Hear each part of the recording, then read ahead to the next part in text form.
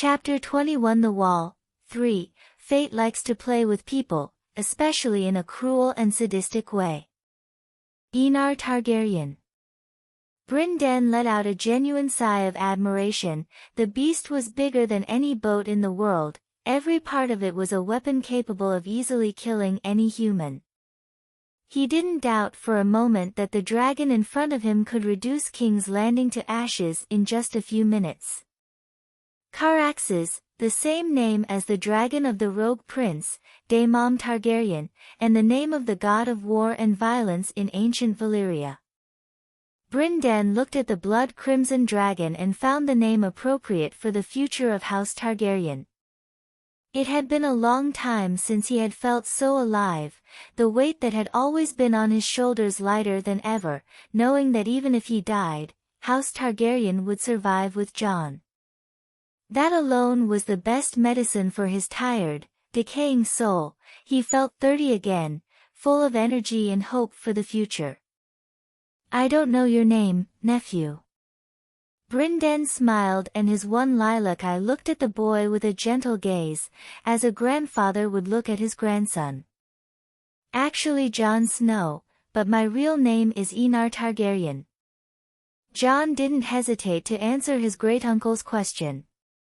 Aenar. Brynden chewed the name in his mouth and smiled. It was a fitting name for the king who would establish the Targaryen dynasty once again in Westeros. For House Targaryen, the name Aenar had come to be regarded as unconditional trust in their kin over the centuries. If Aenar Targaryen the Exiled had not trusted his daughter, Daenerys the Dreamer, House Targaryen would have perished, as would all 39 dragon lords of Valyria.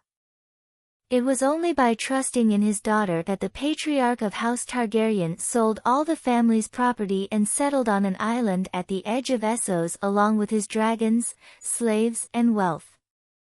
Suddenly, Brynden's vision blurred momentarily and a feeling of dizziness made his brain reel. "Aenar, I don't have much time. We'll talk later, but before I go, there are 2 items you should take. They're with Aemon, Mikar's son. Aemon is serving as Maester at Castle Black." Brynden commented, feeling the weight of his powers reappear in his body. Jon nodded, and before he could do anything, he felt his vision darken. He woke up and found himself back in the cold room with the fire still burning in orange flames. It felt like hours had passed in the dream, but it hadn't been half an hour in the real world. He didn't get up and stood leaning against the tree while hugging his sword, Lady Lya. It felt like he was hugging his mother. It was his way of thinking that she was always with him, killing anyone who dared to hurt him. Jon couldn't help but think of Brynden's words. 2 presents. Although he was curious, he didn't look into the future with his prescience and wanted to see for himself what surprise Brynden could bring him. A few more days. Muttering to himself, Jon closed his eyes and rested. He didn't sleep, he just had his eyes closed. On the white snow, a drop of blood dripped from the sharp point of the sword and stained the immaculate color a shade of red. Jon looked at the corpses around him and remained indifferent. The corpses were men wearing traditional northern clothing, all with a clean wound to the throat, while the eyes of all the corpses were still open as if they couldn't believe they had died. Warm blood dripped from their necks onto the snow, where it quickly froze when it came into contact with the snow, creating pools of frozen blood. It wasn't the first time Jon had taken human life, and it definitely wouldn't be the last. The first time, he threw up all his breakfast, but after killing a few more times, he began to get used to taking lives, but he knew that this familiarity was a terrible fact. He had to control his bloodlust or he would kill a man on any whim in the distant future, something he didn't want to happen. Sheathing Lady Lya in the scabbard, the sword went in with a slashing sound. Jon looked at the 5 corpses for a moment and got back on his horse. As for burying their bodies, he didn't even bother doing the work, the animals would do it for him. Jon grabbed the reins and shook them as the horse began to ride again. Northern horses were tall and robust, had a thicker coat to protect them from the cold and were especially docile and fierce when the need arose. They were the favorite horses of the northern lords. They weren't cheap, apart from the care they needed, they cost a commoner's house. It had been days since he had found Brynden and the three savages. Every night when he closed his eyes, he dreamt of Brynden, the two of them sharing their ideas and advice for the future of the war. Having someone as experienced as Brynden helped him to see certain angles that he hadn't considered before. Advice that Jon was very grateful for, as he had forgotten important points before. Especially when it came to the Crown's marine forces. Brynden told him to seek out the Lord of Driftmark, Montford Velaryon, and the man would bend the knee to him when he proved that he really was Rhaegar's son. According to Brynden, by getting Montford, he could have around 30% to 40% of the Crown's ships without any problem.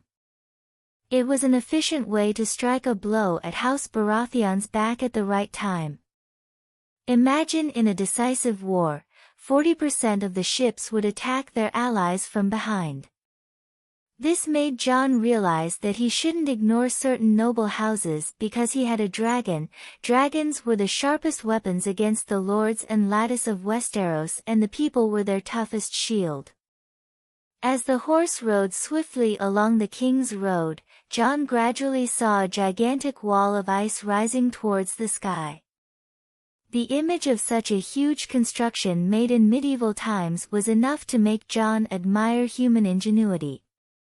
The wall was mainly made of ice, it was 300 miles, 482 kilometers, long, and its height was an impressive 700 feet, 213 meters. It was such a spectacular sight that Jon held his breath for a moment, afraid that his breathing would somehow affect the way he remembered the wall. Snapping out of his stupor, Jon continued riding, arriving in front of a stone wall and imposing wooden gates. Before entering, he pulled the hood of his cloak over his face and approached. He couldn't be recognized by his father's old comrades in arms. Even if it made him look even more suspicious, he didn't care. The raven sent by his uncle should have already arrived, announcing his imminent arrival. Whoever approaches Castle Black. Above the stone wall, a man shouted towards the lone figure riding the horse. Jon Snow of Winterfell. Jon replied in an equally loud voice. After a moment's silence, the gates opened and Jon shook the reins and rode forward on his horse. Castle Black wasn't really a castle, it was more like a fortress. There was only one wall in the north of the castle, with no other walls to defend it. It looked old and obviously lacked maintenance in many parts. Another thing he noticed was that most of the buildings were made of wood, which if you think about the cold and extremely wet climate, was definitely not the best material to build with, but everything seemed in order. As soon as Jon entered Castle Black, he felt countless eyes on him, which he thought was normal. It wasn't every day that someone came to Castle Black. Many of the eyes were calm, only a few showed a real interest in his presence in this place. Jon looked around and couldn't find the figure of Benjen, his uncle who had joined the Night's Watch 10 years ago. Unlike Eddard, Benjen was a tall and very cheerful man, not at all like his older brother. As Jon was looking around, a man dressed in black approached him. He noticed that the man was a slim man in his 50s with striking features. His physique appeared to be lean and hard, as well as compact and muscular. His black eyes resembled onyx or obsidian, and his black hair was streaked with gray. Alliser Thorne, and in another reality, his killer. Funny that the man killed the son of the man he swore allegiance to. Chapter 22 The Wall, 4. How does it feel to be the last of something? This loneliness and desolation is something I wouldn't wish on even my greatest enemy. Aenar Targaryen in front of old Maester Aemon. Lord Commander Mormont awaits you at the Lord Commander's keep.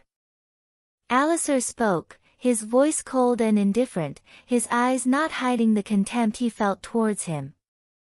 Although bastards didn't suffer so much in the north, the same couldn't be said for bastards in the south, where the faith of the Seven was extremely widespread. Alliser Thorne, like any southern lord, didn't like bastards, although all men wouldn't turn down a pussy, even if it wasn't their own wife's. Men liked the pleasure of infidelity. But they didn't like the bastards that would come with it, so instead of taking the blame, they put it on the mother and her son. The words of the Church of the Seven were merely a ruse for them not to assume the responsibilities they should have and to prevent these children from having any claim on their fiefdom. Jon nodded and got off his horse. After stroking the horse's neck, he left it in the hands of the Night's Watch member and followed Alliser towards the chambers of the Lord Commander of the Night's Watch. Still wearing a hood to cover his appearance, Jon looked at Alliser's back. The man, despite his terrible personality, was a good warrior, which could be seen by the way the man walked. An identical, steady gait with properly controlled steps. However, Jon didn't try to talk to Alliser, the man didn't like him and he wasn't someone who flattered others, on the contrary, it was everyone who should flatter him. Noticing his own thoughts, Jon felt that he was spending too much time with Queen Rhaenys and Queen Visenya. The etiquette teacher in particular was someone who liked attention, especially the envious looks of the other women.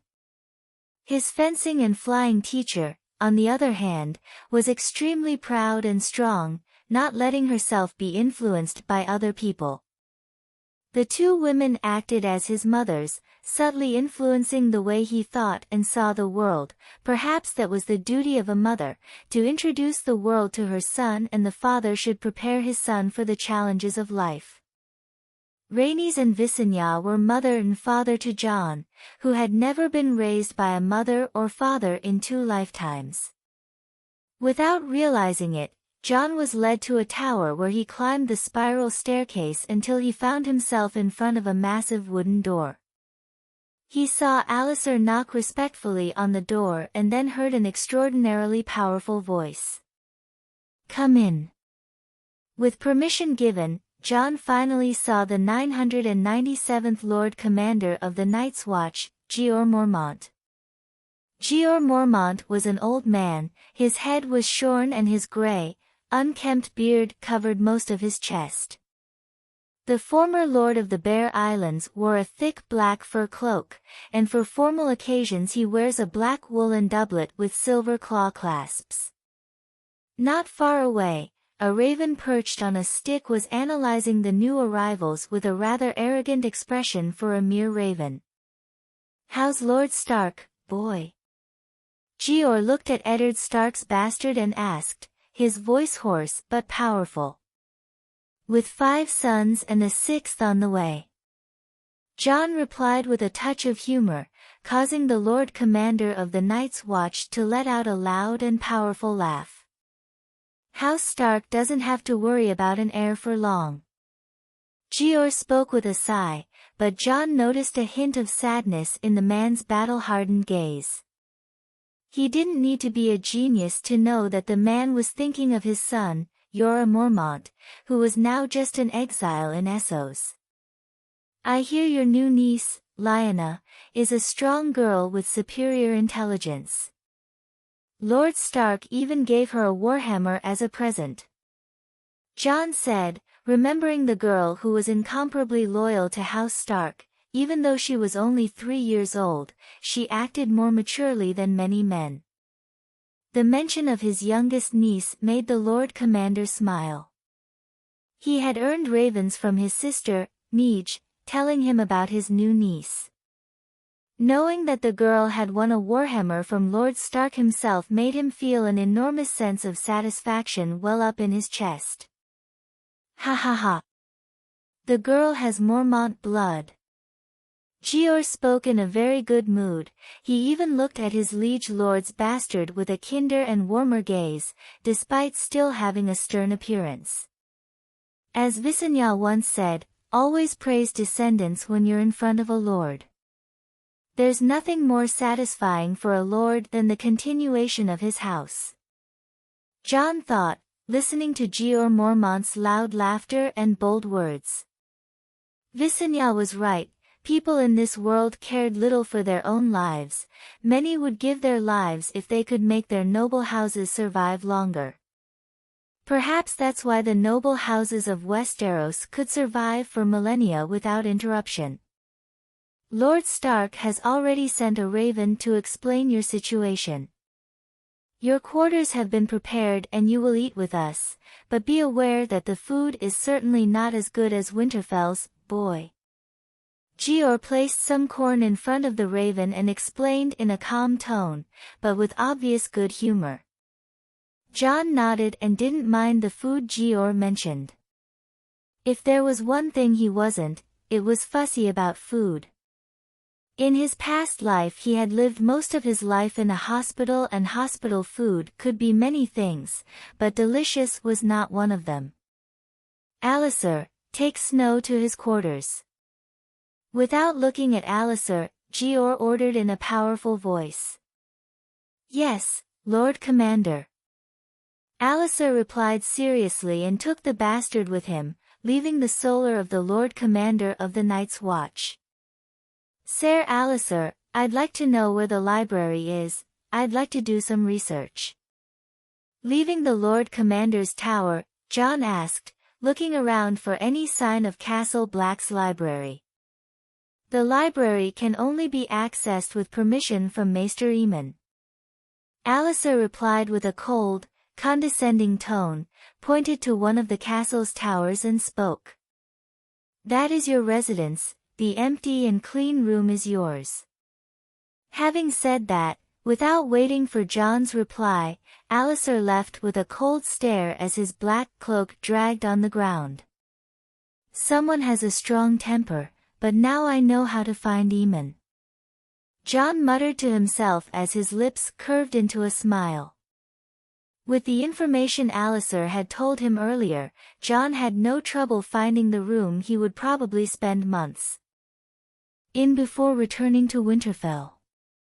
However, he didn't stay in the room and soon set off to find the person who would help him find his great-uncle. For Aemon, Jon felt genuine admiration. After all, how many people did you know who could refuse to be king? Who would put family above a throne?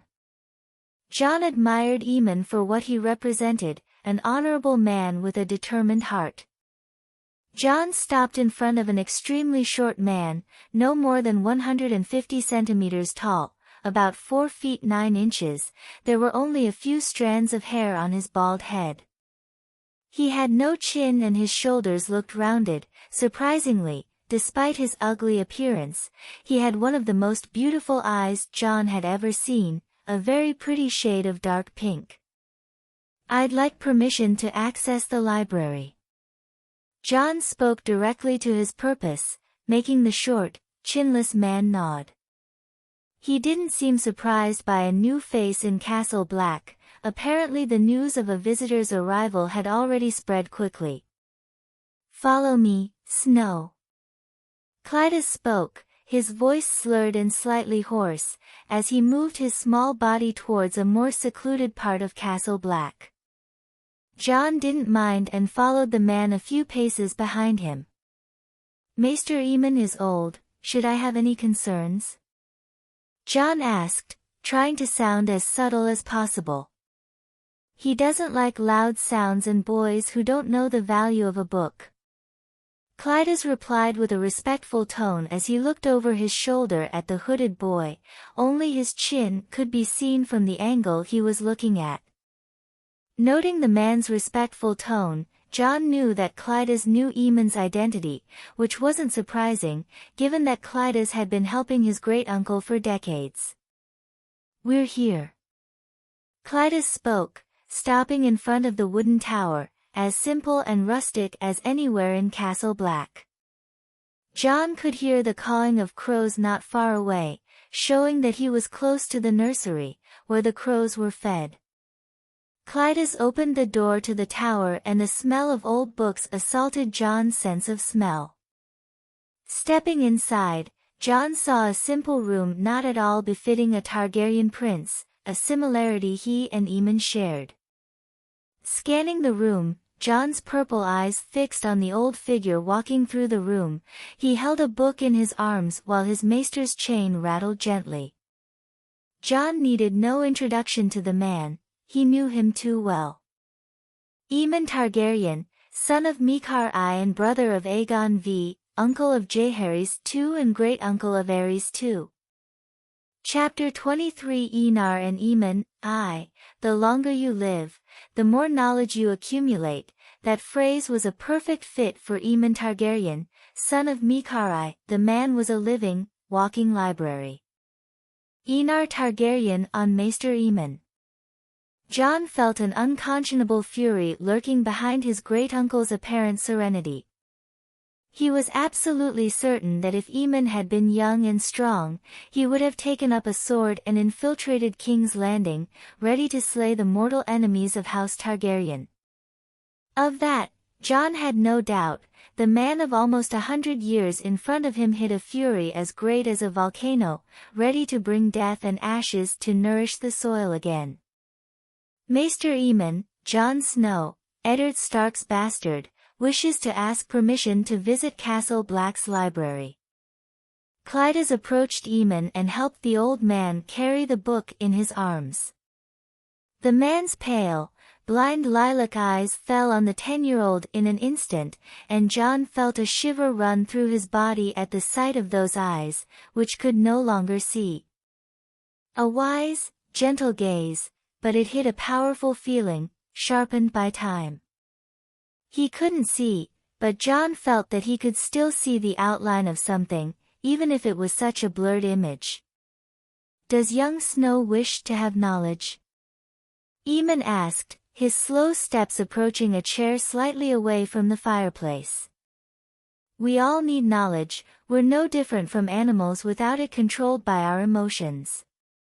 Jon replied with a smile as he removed the hood that hid his face. Clydas looked at the young man in surprise. For some reason, the bastard's eyes reminded him of those of Maester Aemon. Although the color was different, the feeling was the same, as if he were looking at a prince, or in the case of the young man in front of him, the eyes of a king.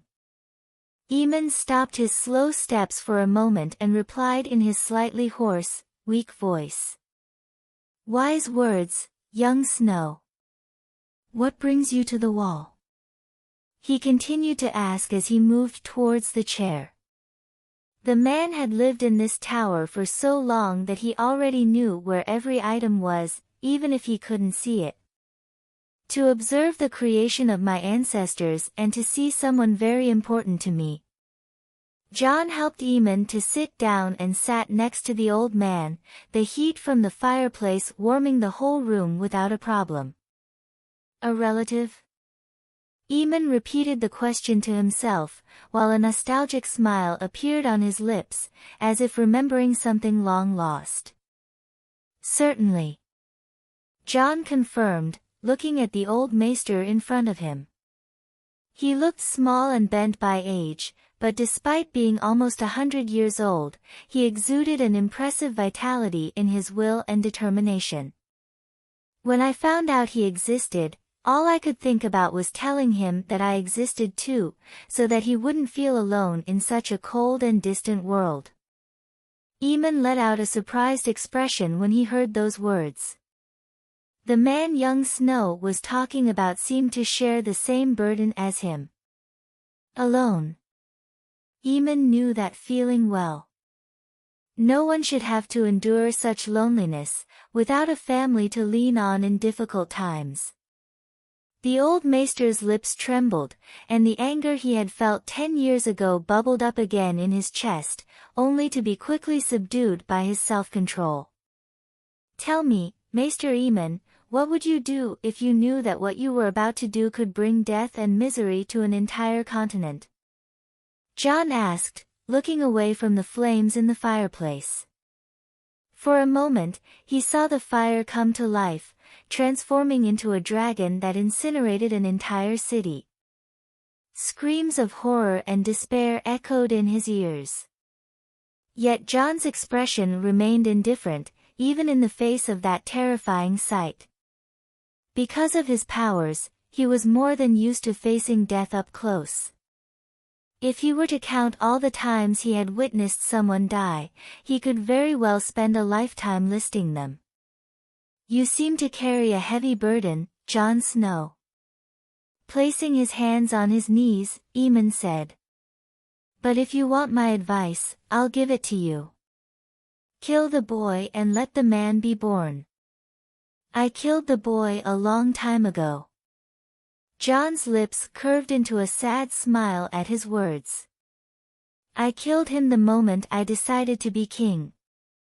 A deafening, suffocating silence hung in the air.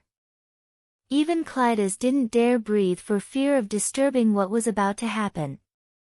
He looked at Eddard Stark's bastard and assumed something he'd never thought in his life. Aemon's hands trembled, not only that, his soul trembled. He rose from his chair and approached the young man. Raising his hands, Aemon felt another pair of hands grasp his and guide them to the warm touch of a face. Without delay, her hands traced the contours of his face. He could feel his hands trembling as the familiar contours were drawn in his mind. It was a completely different face, but there was a familiarity that he could never forget. "Egg, you look like Egg, my brother." The words that left his lips were something Aemon never thought he would say again. "You're the son of Rhaegar and Lady Lyanna Stark." Aemon came to the conclusion in an instant. He had exchanged letters with the prince and remembered vividly that the man had told him that his second wife was pregnant. Aemon kept moving his hands over Jon's face, as if he thought that when he stopped, it was just a joke his mind was playing on him. Tears streamed down his cheeks as the almost 100-years-old man hugged one of his only remaining relatives on the continent, and perhaps in the whole world, with fervor and emotion. Jon couldn't help but smile and hug the old man, feeling his body tremble.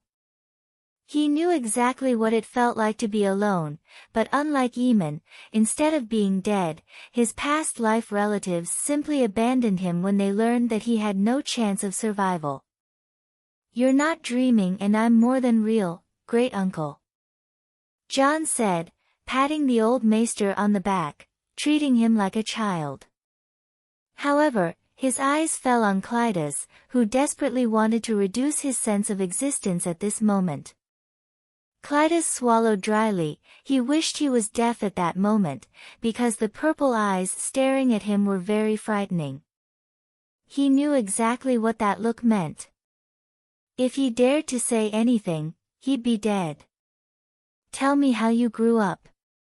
Aemon broke away from the embrace and still holding Jon's arm, he asked with a smile that seemed very innocent, like a grandfather wanting to hear his grandson's stories. Jon didn't refuse and began to tell without hiding anything. He didn't hide the treatment he suffered from Catelyn at Winterfell. However, he talked about happy things for the most part. He didn't want to cause an angry heart attack in an old man nearly 100 years old. Aemon nodded in satisfaction at the way his grandnephew had done over the years, especially when it came to how to deal with Catelyn. "You did well not to submit to Lady Stark. People like that get even more unscrupulous as time goes by. She would have killed you if you'd shown yourself to be weak." Still, the thought of the heir to his house being treated with such disrespect was simply unacceptable to him. Fortunately, according to Jon, Lord Stark was an honorable human and managed to control his wife before things got even worse.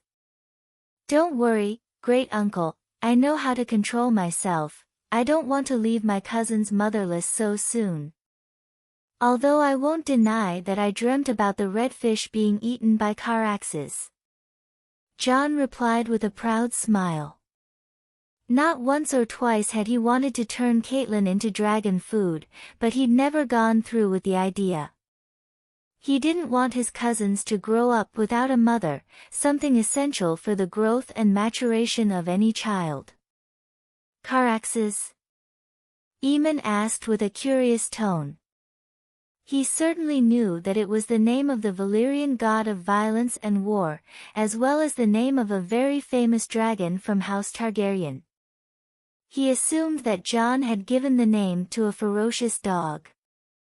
My dragon, Caraxes. Jon replied casually as he looked at Aemon with a smiling look. He really enjoyed seeing people's reactions when he revealed the truth about Caraxes. Aemon remained silent for a moment as if processing the extremely important information, and when he did, it caused an expression of shock to appear on Jon's face. Can I fly it? He asked, his voice not hiding his excitement and curiosity, almost like a child asking to drive his father's car. His words made Jon start laughing. Ha ha ha ha ha. Looks like your flame hasn't gone out yet, Uncle Aemon. Jon said with a big smile appearing on his lips.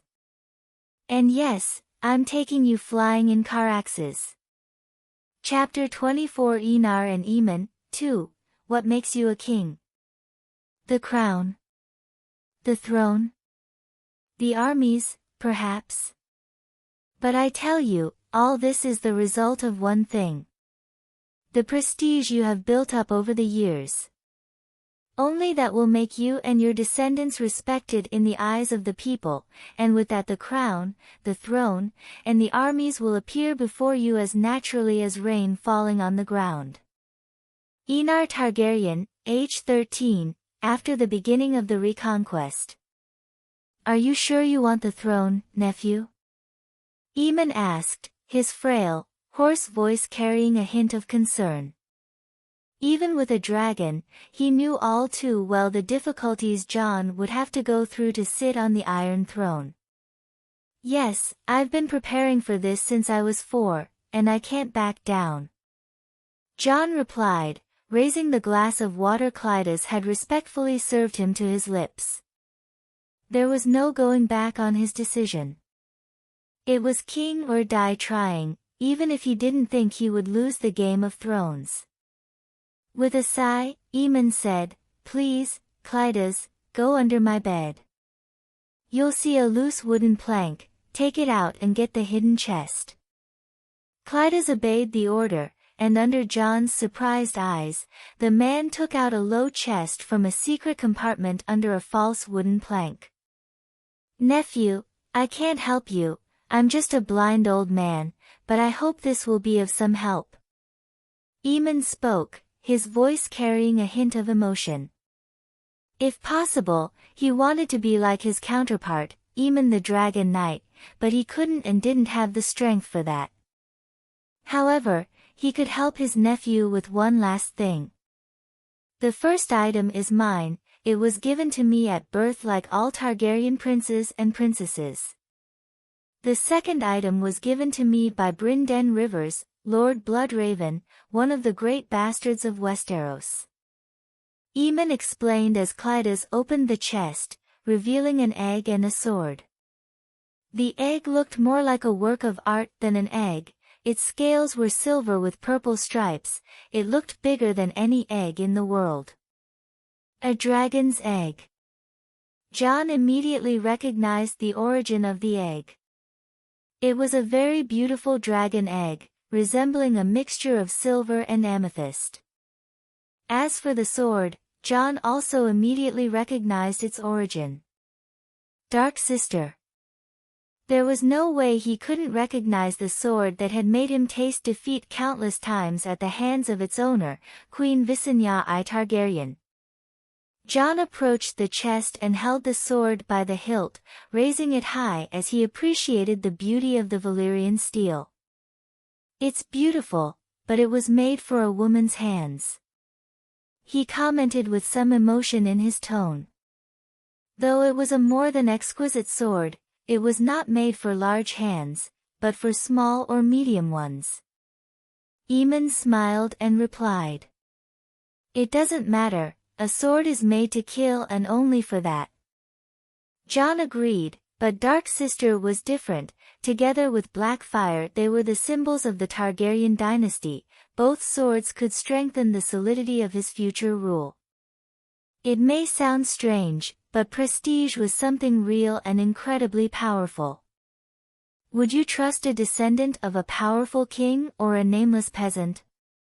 Even after nearly 300 years, the names of Aegon, Jaehaerys, Daeron, and many other wise Targaryen kings helped their descendants stabilize House Targaryen's rule over Westeros. This alone shows how powerful it was to have prestige. Even if you weren't a great talent, many people would still follow you just because you were the descendant of great men. Leaving the Dark Sister aside, Jon held up the dragon egg and smiled as he felt the warm touch pass through his hand. It was a living dragon egg. "The dragon egg is beautiful," Jon complimented with a sincere tone. "It really was a beautiful dragon egg. It was my mother, Lady Diana Dane, who chose it for me when I was just a wrinkled baby." Aemon replied with a happy smile, listening to Jon's words. At the same time, he regretted that his egg hadn't hatched like his nephews before him. But his next words brought Aemon to a halt. "I can make it hatch," Jon said with a smile. If in terms of happiness he couldn't be happier than this moment, he won the Dark Sister and a dragon, how could he not be happy? After a while, Aemon let out a sigh of regret. "Unfortunately, I'm old." Jon had no way to change that, at least not now, maybe in the future when his powers matured even more. But his uncle Aemon couldn't wait decades. He was almost 100 years old. Aemon didn't regret it for long and recovered in a few minutes. He had already lived almost 100 years, he had lived long enough. At this point he just wanted to see his house return to Jon's hands. As for the rest, he would let fate decide his end. Like all men and women. A few months later. "You're too rigid. Remember that as warriors you don't wear plate armor. Use this advantage of being light to your advantage. Don't just stand around defending, attack when you should attack and retreat when you should retreat." Jon commented as he walked in circles around 3 new Night's Watch recruits. The 3 were young, too young, the youngest no more than 12 and the oldest 15. All in prison for stealing food to survive. It wasn't just these 3 young men that Jon taught, there were other men from the Night's Watch watching him closely. Jon made no secret of the fact that he was teaching everyone everything he had learned from one of the strongest warriors Westeros had ever seen, Queen Visenya I Targaryen. The 3 young men listened to his advice and advanced on Jon with swords of steel, though the blades were blunt. Clang! Clang! Clang! Jon dodged the attacks and parried another with an ease that made the onlookers sigh with sincere admiration. "Your nephew is truly a great warrior, Benjen." Jeor Mormont, Lord Commander of the Night's Watch, spoke in rare praise of Eddard Stark's young bastard. The idea of the boy being his successor was a pleasant one, but unfortunately, fate didn't want it to happen. It wasn't hard to see that the Lord of Winterfell would probably ask the king to legitimize his bastard. Fortunately, he still had an heir, the same man he was standing next to. Benjen, a man of typical Stark appearance. Brown hair, gray eyes, and a long face, he smiled with pride as he watched the young man skillfully fight 3 opponents without difficulty. The boy has always been a prodigy, praised by my brother as the second coming of Ser Arthur Dayne and Aemon the Dragon Knight. Brynden commented with a smile. Gior nodded in agreement. To earn this level of praise from the Silent Wolf showed that Jon truly had a great talent for fencing. So, how are things going? Gior asked, showing a rare look of dignity. Brynden showed a dignified expression as well. Not well. It's not just the savages that are migrating in large numbers, even the animals are migrating south in large numbers. Almost like. Brynden didn't have to continue for Gior to understand what he meant.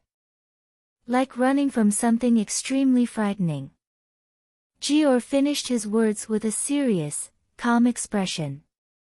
Though he didn't want to believe it, he knew something strange was happening beyond the wall, something big enough to drive all the wild tribes south. Brynden nodded with a worried look on his face. I'm going to Winterfell and the other kingdoms to pick up some new recruits in case something happens. Brynden spoke, earning a nod from the Lord Commander. They desperately needed manpower to cover more ground and defend the wall more effectively. Okay, that's all for today. You can rest. Jon calmly ended the training. Apart from a thin layer of sweat on his forehead, he didn't show that he had just fought 3 people at once. Yes, instructor. The 3 young men spoke at the same time, looking at Jon with obvious admiration in their eyes. Jon nodded and returned to Maester Aemon's terra. As soon as he entered, a shadow descended from the ceiling and fell over him. Jon didn't flinch and opened his arms, letting the winged creature rest against his chest. Looking down, he saw a beautiful baby dragon. No bigger than a puppy, it had shiny silver scales with purple spots, making the dragon cub a sight to behold. It was the dragon that had hatched from Maester Aemon's egg. It had been born for just over a month and Jon already knew who the future rider of this beautiful little dragon was. She's as lively as a 5-year-old, curious about everything. Aemon approached Jon, and surprisingly, his eyes didn't seem blind. Blood magic really was a magic capable of curing many things, including blindness. But Jon hadn't cured Aemon's eyes. To cure blindness, the blood of dozens of people had to be sacrificed. Something that Maester Aemon refused to do after learning of the price. In the end, Jon opted to temporarily cure Aemon's blindness. It wasn't a permanent solution, it only lasted a few hours a day, but it was more than enough for Aemon. And the price for such a thing was not great. Just 1 rabbit a day. Aemon's eyes gazed at the dragon on his nephew's chest with a kind and warm gaze.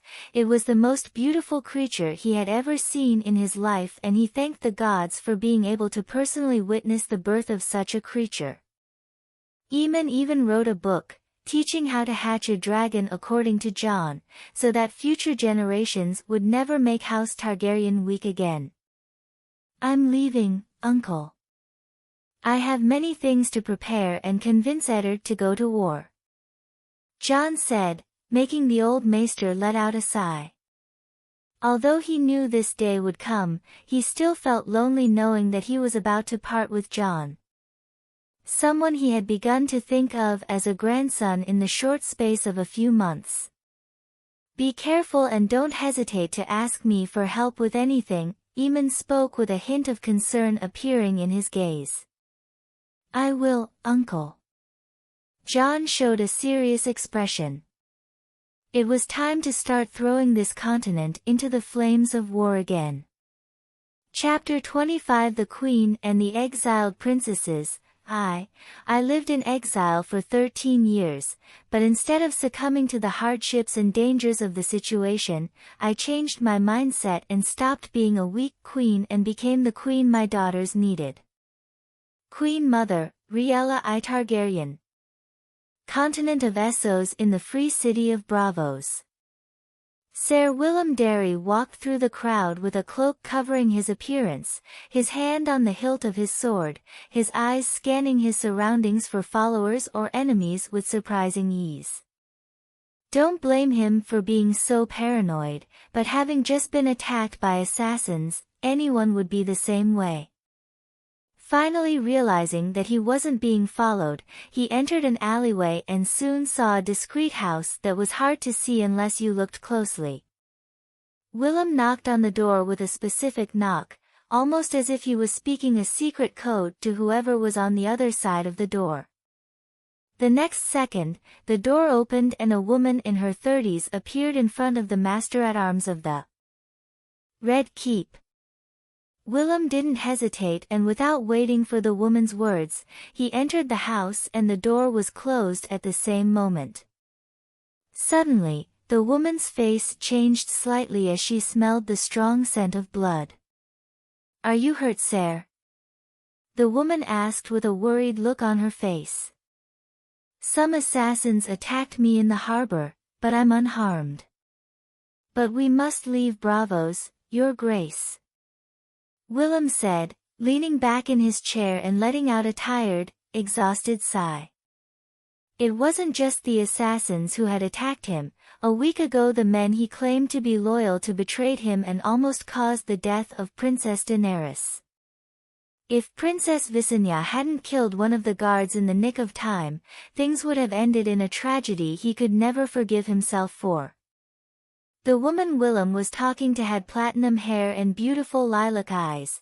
If any of the nobles of Westeros were present, they might recognize her as Queen Rhaella I Targaryen, wife of Aerys II, the Mad King. Rhaella was not an indecisive woman. The events of the past week had already alarmed her enough to know that Braavos was far from safe. "Let's leave Braavos and go to another city." Rhaella made the decision in an instant. "Your Grace, if I may, I think it would be best to go to Volantis." Willem spoke, catching her attention with his words. "What do you suggest, Ser Willem?" Rhaella asked with a calm expression. She didn't refuse and waited for his words. "Volantis has become a holy city in the eyes of all Red Faith believers. If we can take refuge in Volantis, no assassin will dare attack a city full of crazed fanatics."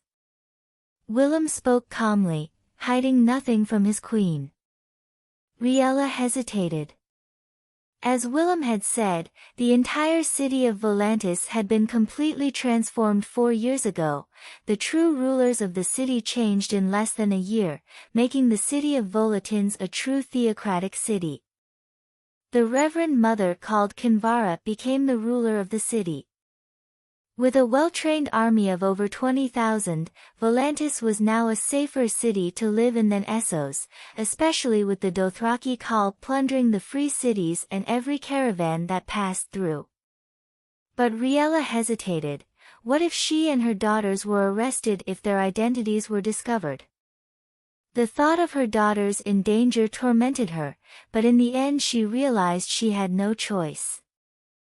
Staying in Braavos was asking to be attacked by endless waves of assassins sent by Robert and Tywin.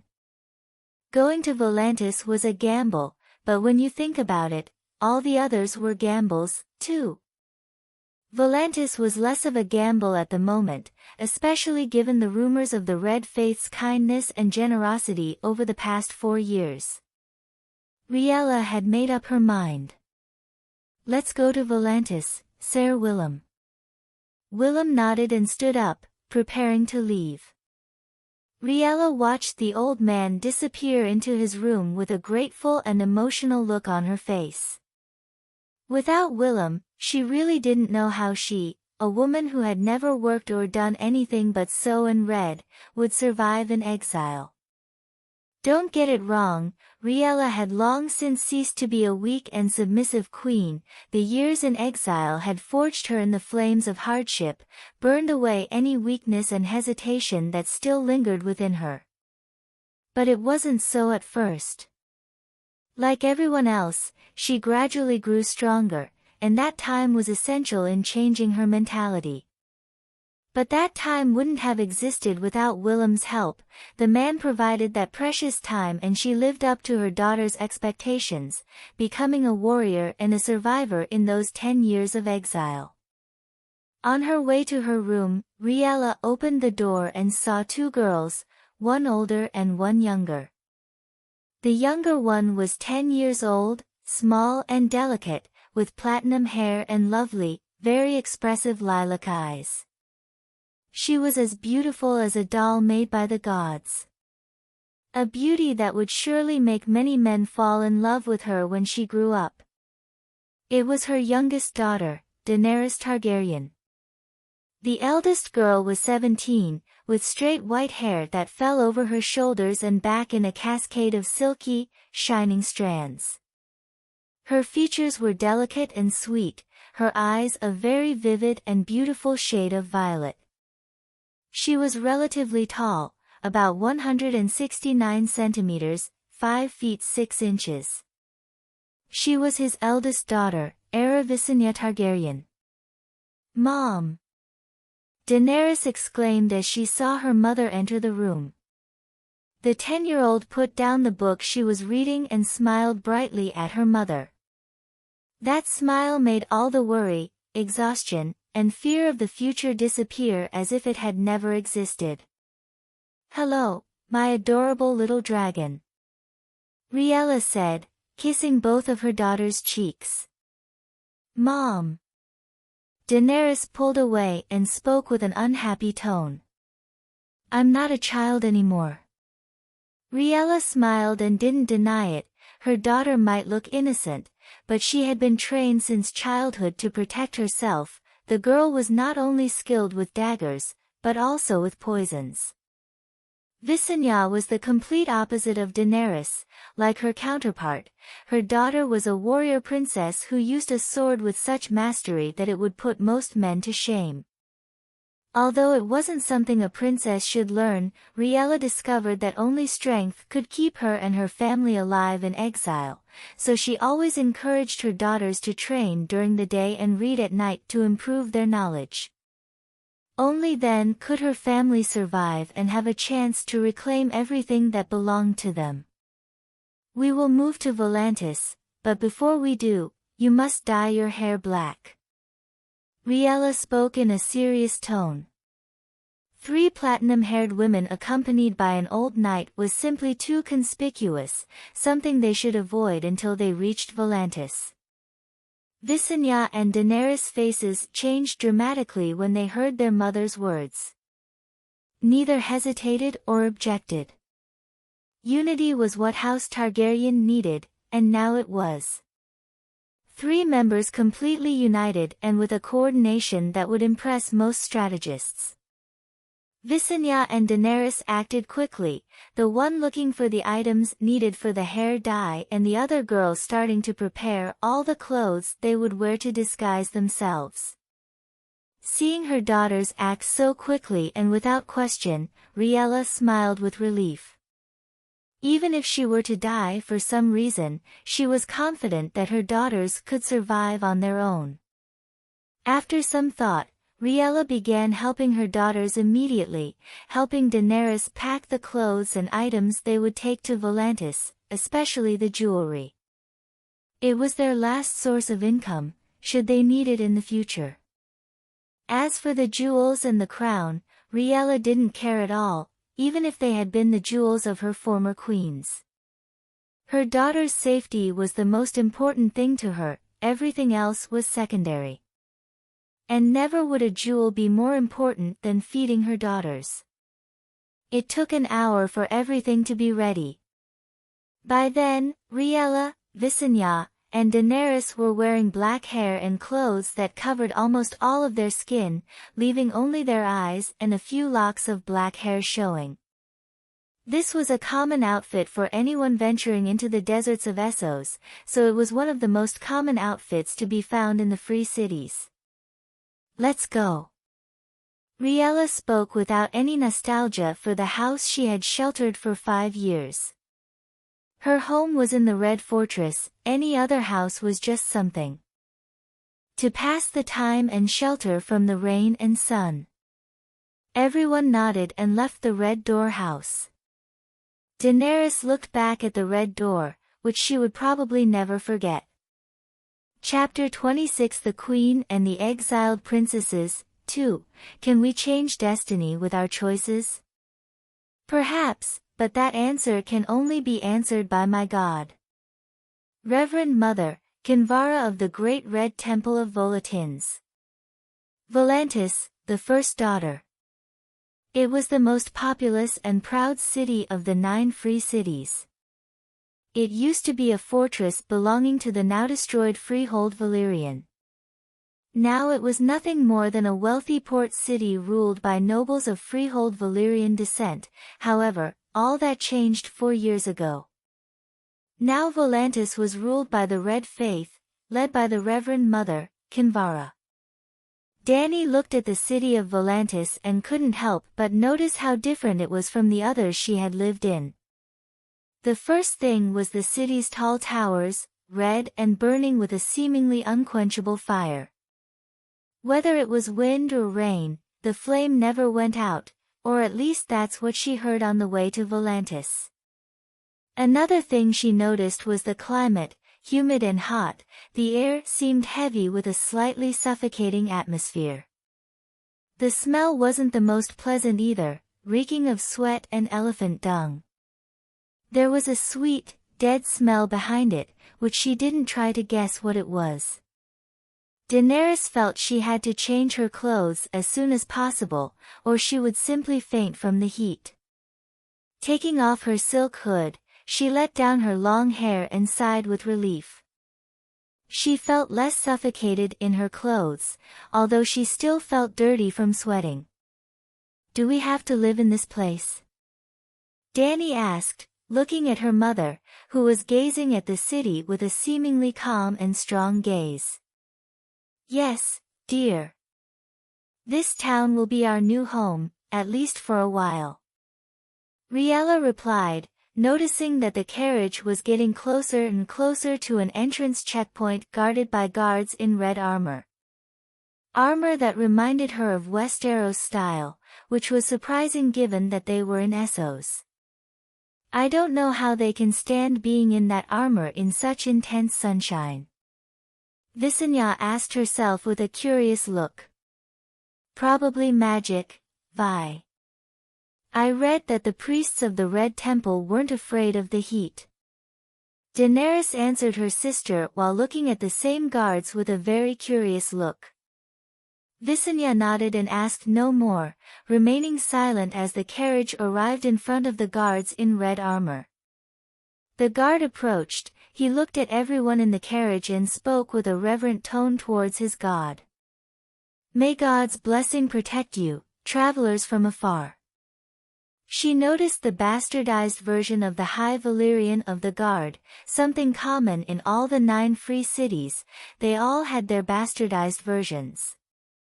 There were really few people who could speak pure freehold Valyrian.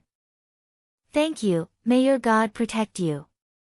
Riella returned the words with an equally reverent tone.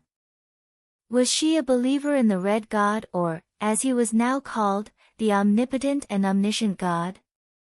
The answer was no, but she knew how to lie simply exquisitely. The guard nodded and spoke. "I'd like you to answer a few questions." "You may ask, Guardian." Riella said without any hesitation. "Where do you 4 come from?" he asked. "Bravos," she replied. "Any sign of Dothraki on the road to Volantis?" "Just a few small bands of 5 to 10 men, but no attacks." Riella answered all the questions without hesitation or fear. At the same time, she was surprised by the professionalism of the Volantis guards. They were polite, but powerful at the same time. And seeing the people looking at the guards with respect, it was obvious that they had a lot of prestige among the common people. something the Golden Cloaks had long since lost in King's Landing. The guard nodded at her words and didn't seem surprised by the news. No deity other than the omnipotent and omniscient God is allowed inside the city. Such a breach of the law is punishable by beheading. Riella nodded. She didn't believe in any god, not anymore, just her family. House Targaryen has no respect for the laws of men or gods. With permission to enter the city, the carriage driven by Ser Willem entered the city while Daenerys looked at the streets with curiosity. She saw elephants being ridden by people. They were huge and could easily crush her small body with a single step. Daenerys wondered how big Velaryon was to be able to swallow something like a mammoth. However, she soon put these questions behind her and concentrated on seeing every corner of the city with eyes full of curiosity about everything. Visenya, seeing her sister acting like that, couldn't help but smile gently. They usually spent days locked up in their rooms studying or training, rarely able to go outside for obvious reasons. The one time she went out alone, she was almost kidnapped, and if it hadn't been for holding a dagger, she might have been sold to some brothel in Braavos as a slave. As an older sister, she was happy that Daenerys was freer at the moment. They were dragons and dragons flew in the sky in total freedom, not bound by chains. Unfortunately, she didn't know how long they would be chained by fate, unable to fly in the sky. Across town, in the Great Red Temple of Volantis, Kinvara looked at the information on the paper with a helpless expression. How in Aenar's name could she find 3 people in the middle of an entire continent? She was beginning to worry that her delay in completing the mission given to her 4 years ago had angered her master. He had sent no message ordering her to find the remnants of House Targaryen, but she had always felt that the sooner she found her god's kin, the more at peace she would be. But after 4 years of searching, she began to worry that the 3 women of House Targaryen had died in an unknown place. If it hadn't been for a rumor that someone had seen the 3 women in Braavos, she really would have believed that the 3 women had died. Getting up, Kinvara headed for the fireplace, which was burning voraciously. She wanted to seek an answer in the flames, just as she did hundreds of years ago, when she saw her city and everyone in it go up in flames. And just like that moment, she saw the flames come to life once again. 3 dragons flying over a city she knew very well, Volantis. Suddenly, the flames changed again. One of the dragons was killed by an arrow. The 2 remaining dragons appeared next to the dead dragon, mourning for him. Kinvara awoke from her vision and her face turned pale. One of the Targaryens would die if she didn't do something. She was sure she would be severely punished if such a thing happened so close to her, in the Son of Light's own city. Call Banero. Kinvara spoke towards the door and quick footsteps were heard moving away. 10 minutes later, the door was opened and an old man entered Kinvara's chambers. Banero is a tall, thin man with a gaunt face and skin as white as milk. Tattoos of red flames covered his cheeks, chin, and shaved head. He looked quite frightening, which scared the nobles of Volantis, who dared not raise their voices to the high priest. Despite Kinvara's ascension, Banero was the first to support the reforms of 4 years ago. He was the first man to indoctrinate the faithful with the new Bible. A large part of the Red Faith's achievements can be attributed to this man, who contributed enormously in those 4 years. What do you wish, Reverend Mother? Banero's high-pitched voice sounded extremely devout. The Lord of Light has sent me a vision of the future. A dragon will die in Volantis and something like this must never happen. The Child of Light will weep if he hears of the death of his few relatives still alive in the world today. Kinvara got straight to the point, not wanting to delay the rescue of the Son of Light's relatives for even a moment.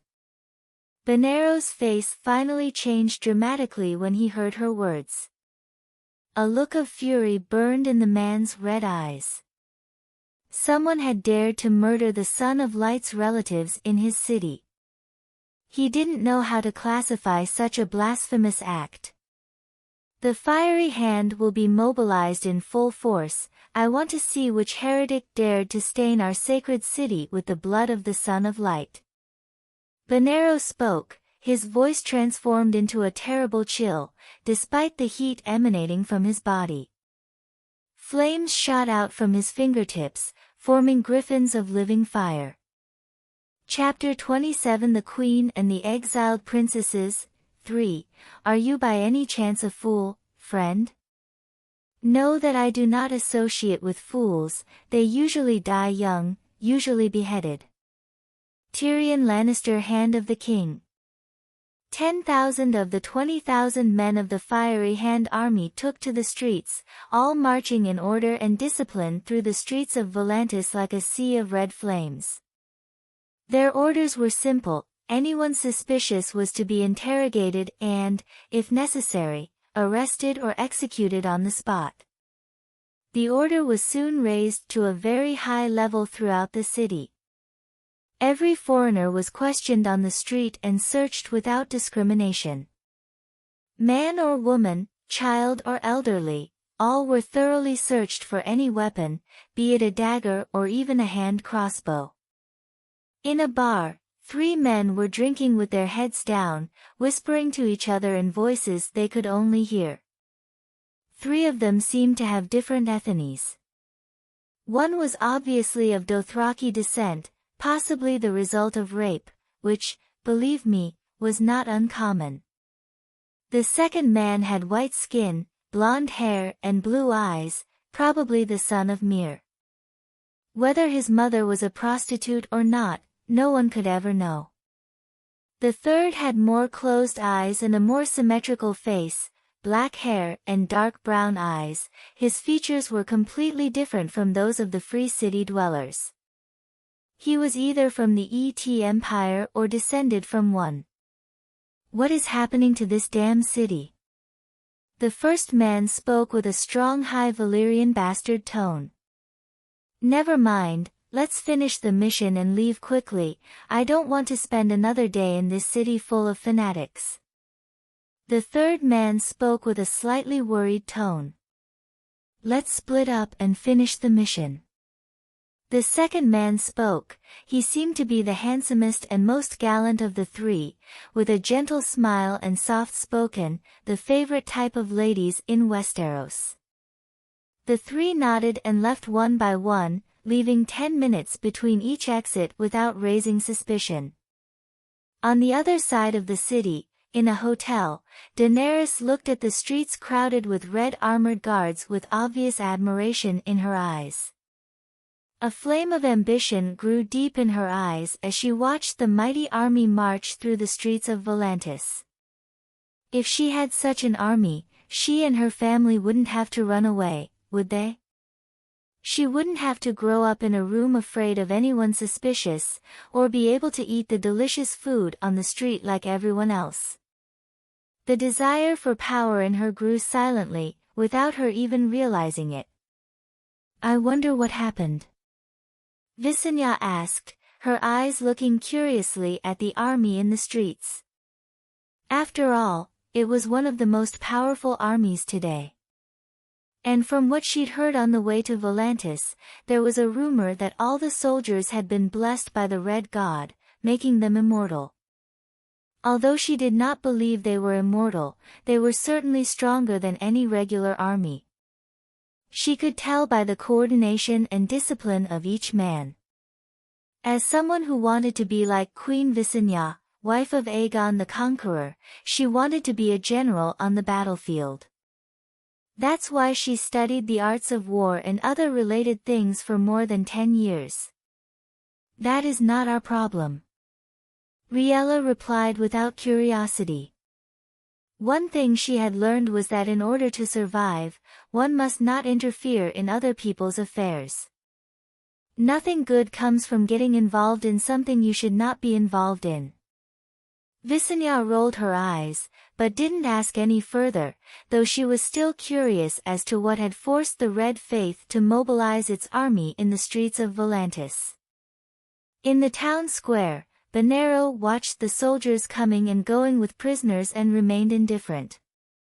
From the reports he received every few minutes, the number of criminals in the city was dwindling, thieves and rapists were being executed on the spot. Minor crimes such as stealing food were punished with 5 lashes, followed by a month's imprisonment. He looked to the side and saw the heads of thieves, murderers, and rapists on a wooden cart, a pile taller than a grown man. The smell of blood was so strong on this hot day that it attracted an incredible number of flies and other animals. A man in red clerical garb approached Bonero and reported, bowing his head, not daring to look directly into the eyes of the man before him.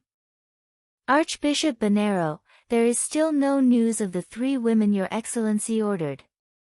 Bonero sighed in disappointment, but he wasn't discouraged.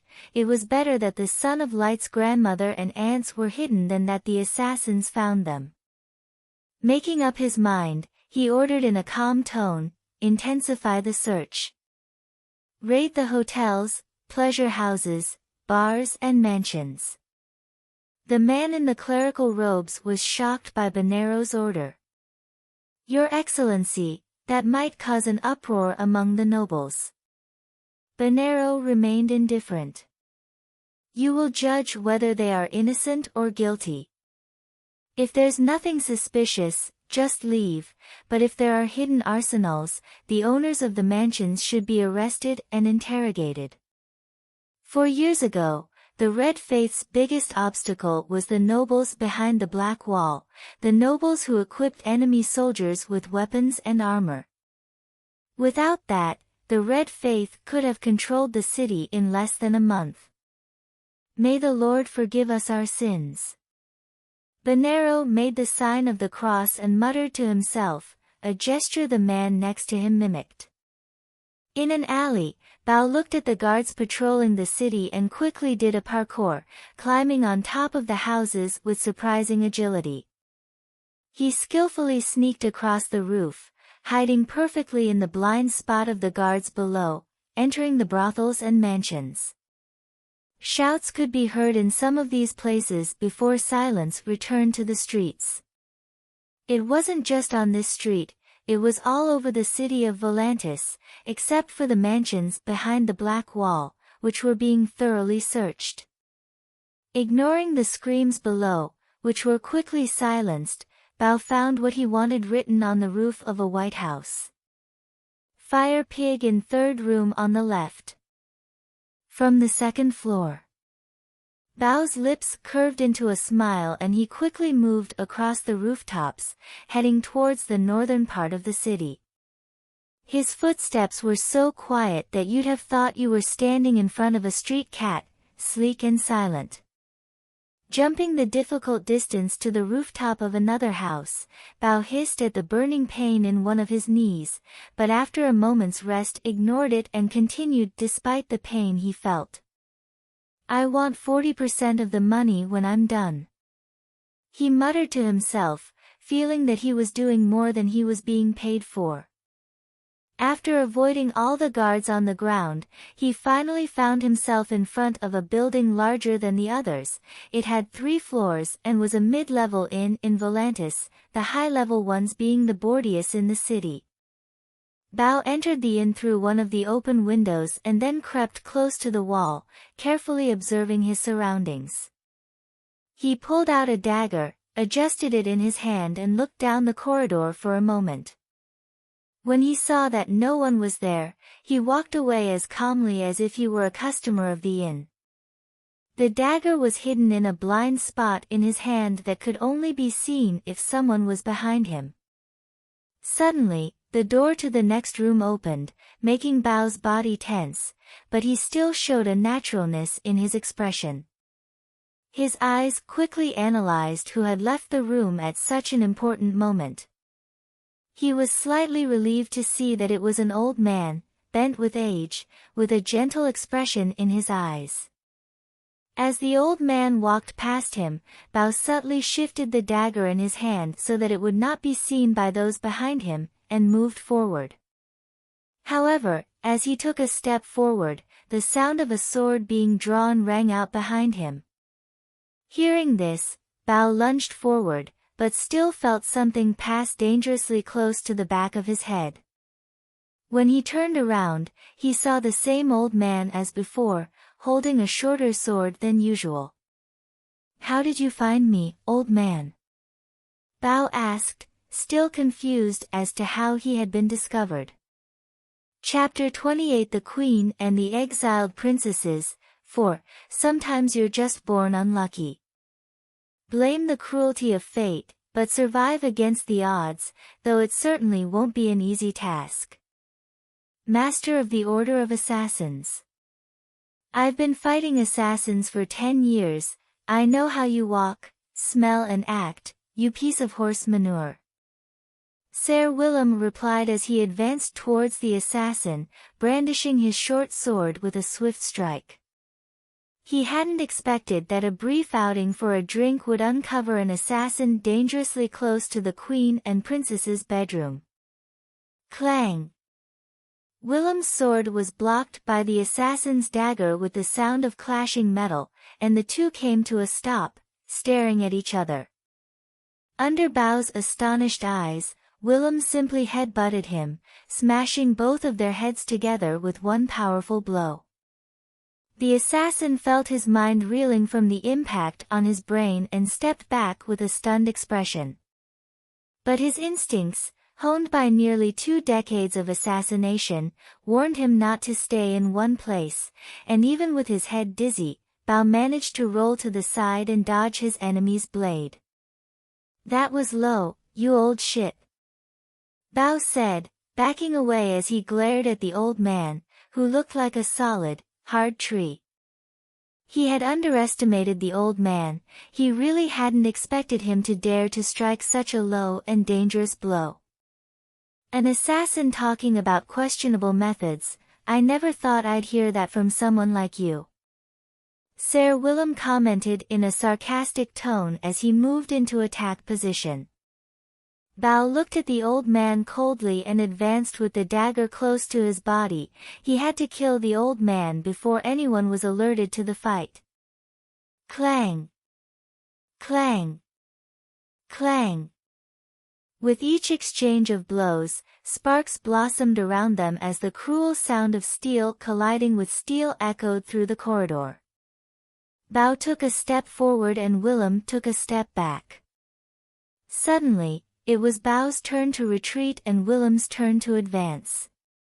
They were both in this kind of struggle for a long 3 minutes.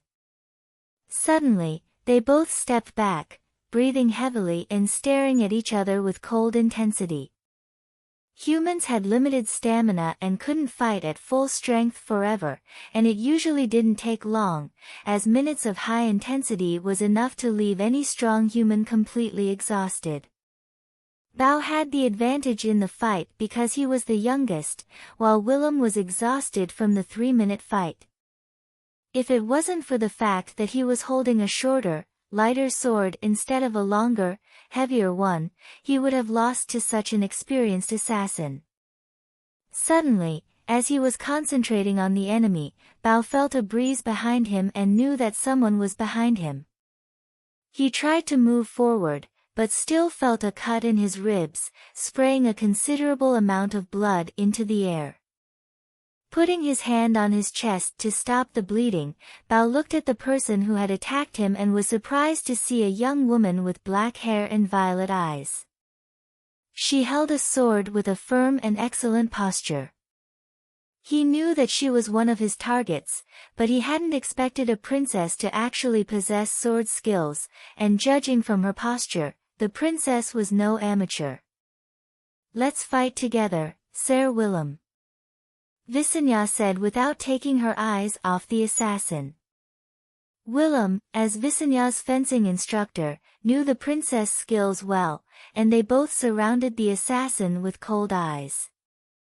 "There are assassins!" A child's voice shouted loudly from outside the inn. Bao, who had a solemn expression on his face, turned terribly pale when he heard the girl's cry. Without hesitation, he turned and tried to run away, but soon found that his path was blocked by the old man he had fought earlier. Looking in the opposite direction, he saw the Targaryen princess, sword in hand, staring at him with coldness and a very real murderous intent in her eyes. He was dead, he knew for sure, especially when he heard the heavy, fast footsteps coming up the stairs. But even if he had a slim chance of surviving, he would do it, because assassins were the people who feared death the most, because they saw death up close every day, and they definitely didn't want to die. Bao made a quick decision. He dropped his dagger and put both hands on his head as he knelt on the floor.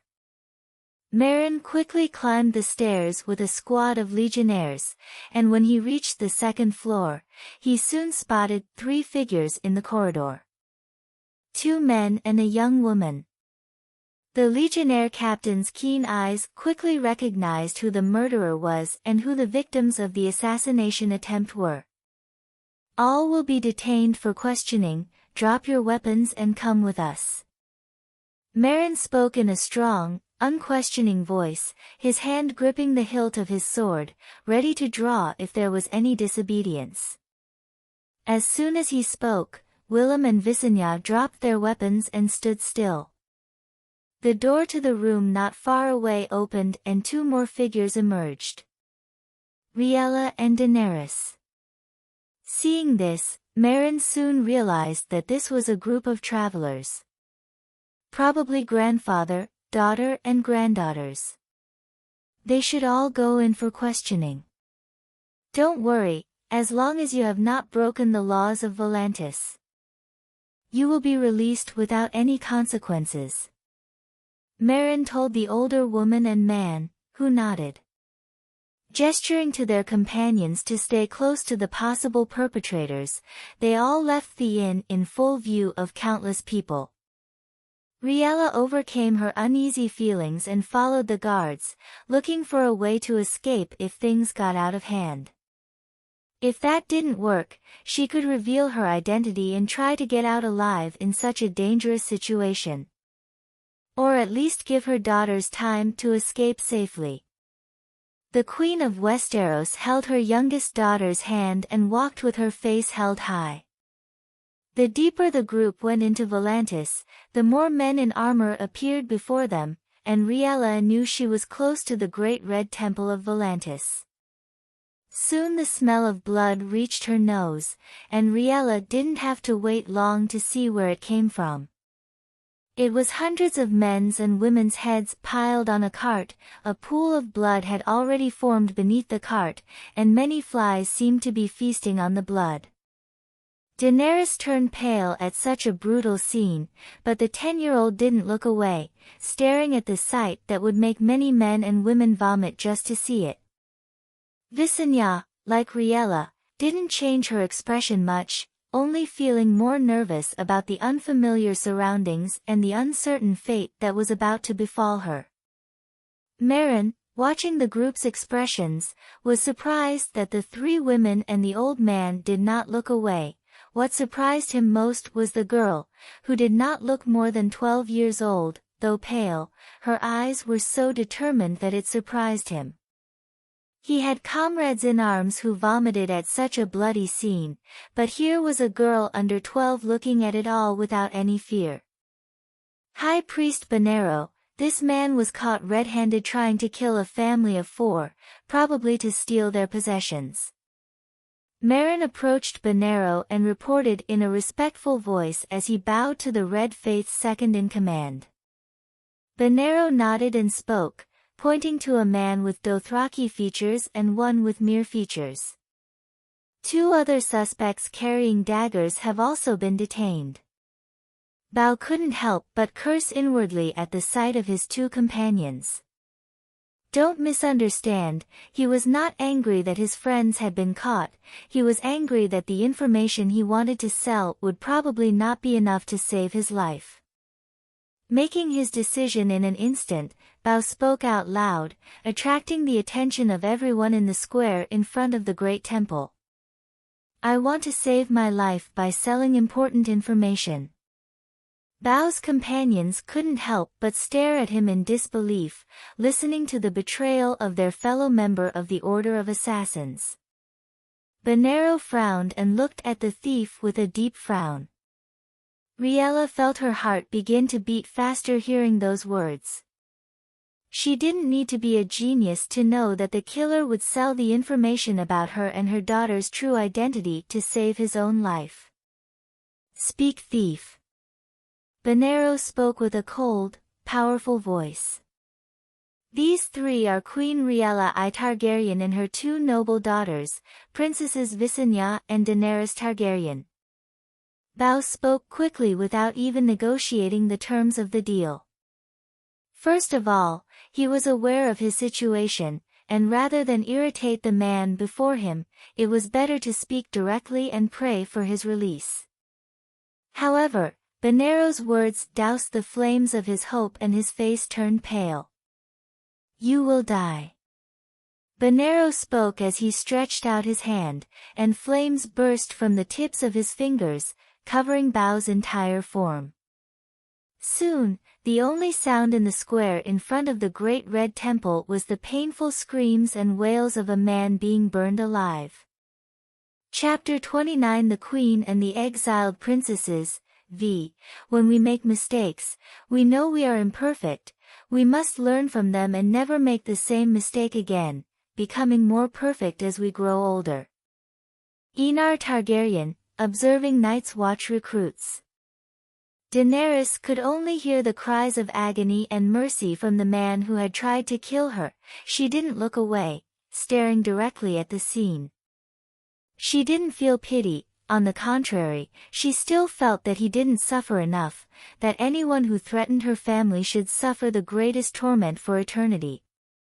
At the age of 10, she knew that kindness was a beautiful thing, but only fear could make you respected and feared. In this barbaric world, people didn't respect your kindness, they respected your power, and only your power. It was a reality she had been forced to face since she was 3 years old, forced to flee like animals. That's why Daenerys didn't feel sorry for the murderer, on the contrary, she watched with a sick pleasure how he suffered. Perhaps it was her way to vent about the constant murders she had suffered in her short, young life. Call her cruel and sadistic, but that was what the world wanted. No longer hearing the screams, Beneru lowered his hand and looked at the charred body kneeling before him with an indifferent expression. The moment the man had spoken of the identity of the queen and the aunts of the Son of Light, he had already condemned him to death. No one could harm the relatives of the Messiah. Turning his gaze to the three members of House Targaryen, Beneru understood why he hadn't been able to find the women before. The dyeing of their hair might make it difficult for anyone to recognize them. Together with the fourth member of the group, it was really difficult to recognize the queen and the princesses. After all, it was Essos, and a group of 4 was more normal than anything else. Taking a deep breath, Beneru approached and spoke with a gentle expression, or at least he felt he was trying to show it. Your Grace, I am Archbishop Beneru, and in the name of the Red Faith, Reverend Mother humbly requests an audience with you and your noble daughters. Riella felt a tightness in her chest when she heard the respectful tone. She wasn't happy about it, on the contrary, she was worried. The more respect the man before her showed, the more suspicious she became. Even though she was a queen without a country and exiled to another continent. There was no reason for the Red Faith to show her and her daughters such respect. And I have the choice to refuse. Riella commented with a slightly sad smile, but Beneru's next words surprised her. Yes, your grace can refuse and leave at any time you wish. Volantis will provide you with lodging, a mansion with servants if you wish, and anything else you ask for. Venero spoke in a respectful tone as he bowed slightly forward. As a servant of the Son of Light, he was only sword and shield for the Messiah and nothing more. Venero's words left Riella speechless. How long had it been since she had been treated with such respect and reverence? And she could see that his words were true. Seeing people and trying to guess their intentions was something every king and queen should have, so as not to be so easily deceived. Riella hesitated, Venero's sincerity making her reluctant to leave. It was a chance for her to gain support that would help her granddaughter take the Iron Throne in the future.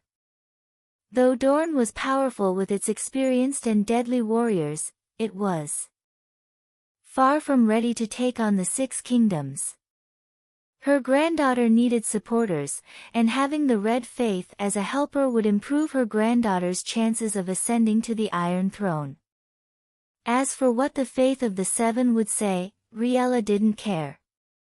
During the rebellion, the Faith of the Seven had done nothing to help House Targaryen, and had actually gotten in the way, so why should she care what the Faith of the Seven thought?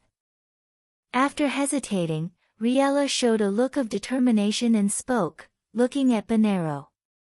I will meet the Reverend Mother. Venero nodded and bowed again as he motioned for Riella, Visenya, Daenerys, and Ser Willem to follow.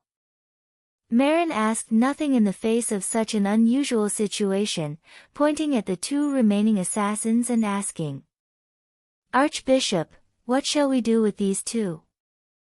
Venero didn't hesitate to answer in a cold voice, completely different from the one he had used with Riella. If they tell you who ordered the murders, you can give them a quick death, otherwise they'll suffer until the last moment. Visenya looked at her mother and, for the first time in a long time, saw her acting like a real person. Her posture was upright and her face was slightly cold, but noble and elegant. You wouldn't be offended if someone talked to you with such an expression, but rather flattered that such a beautiful woman was wasting her time talking to you. However, she could understand her mother's intentions. Her mother wanted to help her niece, who was hiding in Dorne, gain support from the Red Faith, which unexpectedly seemed very friendly to House Targaryen. Visenya fled King's Landing when she was 7 years old and never again saw such a major power in Essos act so warmly toward House Targaryen. The Red Faith was the first. Of the three women, only Daenerys had the least complicated thoughts. She looked at the Red Temple before her and couldn't help but admire the huge building that looked more like a gigantic castle. The temple is an enormous structure of columns, staircases, buttresses, domes, bridges, and towers that flow into each other as if carved out of a colossal rock. The walls of the temple are painted in 100 shades of red, yellow, gold, and orange, so that when the sun's rays hit the temple, it seemed as if the entire temple was bathed in red and gold glory. For some reason, Daenerys felt that something inside the Red Temple was calling to her. It was like an echo in her heart, a pulse coming from the core of her being, a call of fire and blood. She didn't know what it was, but she wanted to run to it and hold it in her arms. But knowing where she was, Daenerys suppressed that feeling with all her willpower and silently followed the man named Venero, who, despite his frightening face full of tattoos, seemed kind and compassionate, even though he had burned a man alive in front of her. Daenerys didn't know how long she'd been walking, but she estimated it to be about 10 minutes when she finally stopped in front of a pair of red wooden doors. The Dragon Princess saw Venero respectfully knocking on the door and concluded that whoever was behind it was one of the most powerful women in Essos. And just as Daenerys had imagined, Venero opened the doors to reveal a stunning woman in a red gown. The Reverend Mother of the Red Faith Kinvara. What caught the attention of Riella, Visenya, and Daenerys, however, was that when the woman saw them, she quickly rose from her chair under the shocked eyes of everyone present. The most powerful woman in Volantis knelt before Riella and greeted her with the utmost reverence and respect. "Welcome to Volantis, Your Grace. Your noble presence graces us with the greatest honor we can have." All the words, respect, and possible terms of negotiation Riella had prepared vanished in an instant before the woman kneeling before her. What's going on? Riella thought, clearly confused by what was happening. Kinvara's actions were no different than a vassal greeting his king on a visit. Seeing the confusion on the faces of the three women and the old knight, Kinvara knew they were confused, but she couldn't appear so important in front of the Son of Light's family.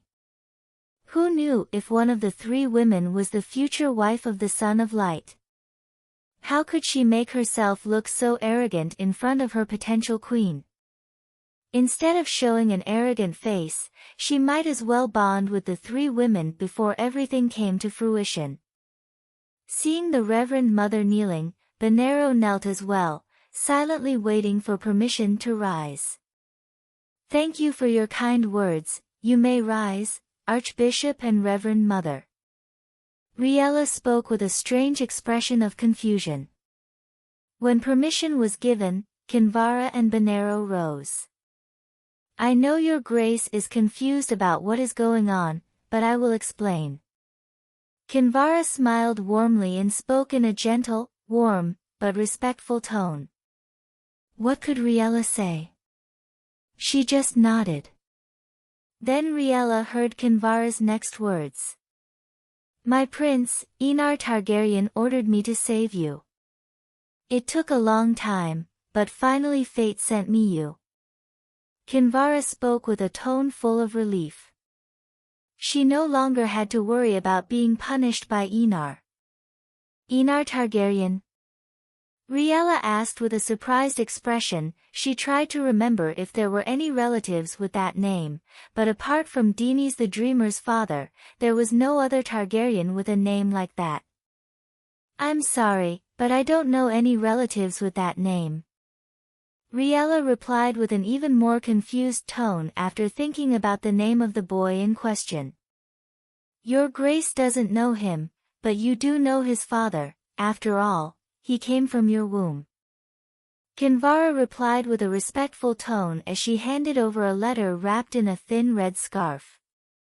Opening the letter, Riella's expression went from confusion to shock and then to complete disbelief. Rhaegar and Lyanna's son. Riella felt her consciousness darken for a moment as she staggered. Fortunately her daughter held her up while patting her on the back. When she recovered, she felt tears streaming down her cheeks. In addition to her granddaughter, Rhaenys, Rhaegar still had a son in the world, which made her feel relieved and full of joy. She had more living grandchildren. How could she not be happy with the news? Thank the gods. Riella muttered to herself, even though she hadn't prayed to a god in over a decade. When can I meet my grandson? Riella asked with a hopeful tone. Now she just wanted to hug her grandson with all her might. Kinvara shook his head and replied. The Son of Light won't be coming to Essos anytime soon. Riella's mood calmed down when she heard those words. It didn't matter, she would wait as long as it took to meet her grandson and granddaughter again, Aenar and Rhaenys. Chapter 30 Return to Winterfell. Revolution, rebellion, insurrection, riot, subversion, tumult. All words used by others to make other desperate people realize their ambitions. Words every monarch hates, and I'm no different. Aenar Targaryen, God Emperor of Planetos. Westeros North. Jon warmed himself by the fire, roasting a rabbit under the orange flames. His purple eyes fell on the cloaked wooden cage and he smiled. The young dragon was like a curious child, always trying to see what he thought was new. The hatchling had a completely different personality than Caraxes. His brother was a voracious warrior and lover of war, as cruel as his face seemed. He loved the smell of blood and the charred corpse of his dragon flames. The young dragon, on the other hand, was playful and eager to explore, full of a free and graceful spirit. Jon liked the hatchling. It would be one of the most important dragons of House Targaryen in the future, just like Dreamfire, it would be the origin of many dragons. He wasn't afraid to show the dragon to his uncle. On the contrary, he wanted to show it to him and force him to prepare for the coming war. Just as Jon was about to pick up the rabbit and eat it, his movement stopped and he looked south from where he was standing. The sound of horses appeared on the horizon, becoming clearer and more audible until he knew that 4 or 5 horses were approaching. And it wasn't long before 5 horses in different coats appeared before Jon, the crest they wore making him narrow his eyes dangerously. A pink-skinned man. House Bolton of the Dreadfort. Honestly, if it had been Roose Bolton, Jon might have been able to hide his dislike for such a disgusting noble house, but the one before him was anything but honorable. He was a monster in human skin. A man Jon didn't even consider human, but an animal driven by instinct and predation. Standing in front of Jon was an ugly young man, tall and thin with pink and blotchy skin that showed he would be fat at the latest in his life. His lips were plump and looked like worms when he smiled, his eyes were small, narrow and strangely pale, like 2 shards of dirty ice. Ramsay Snow.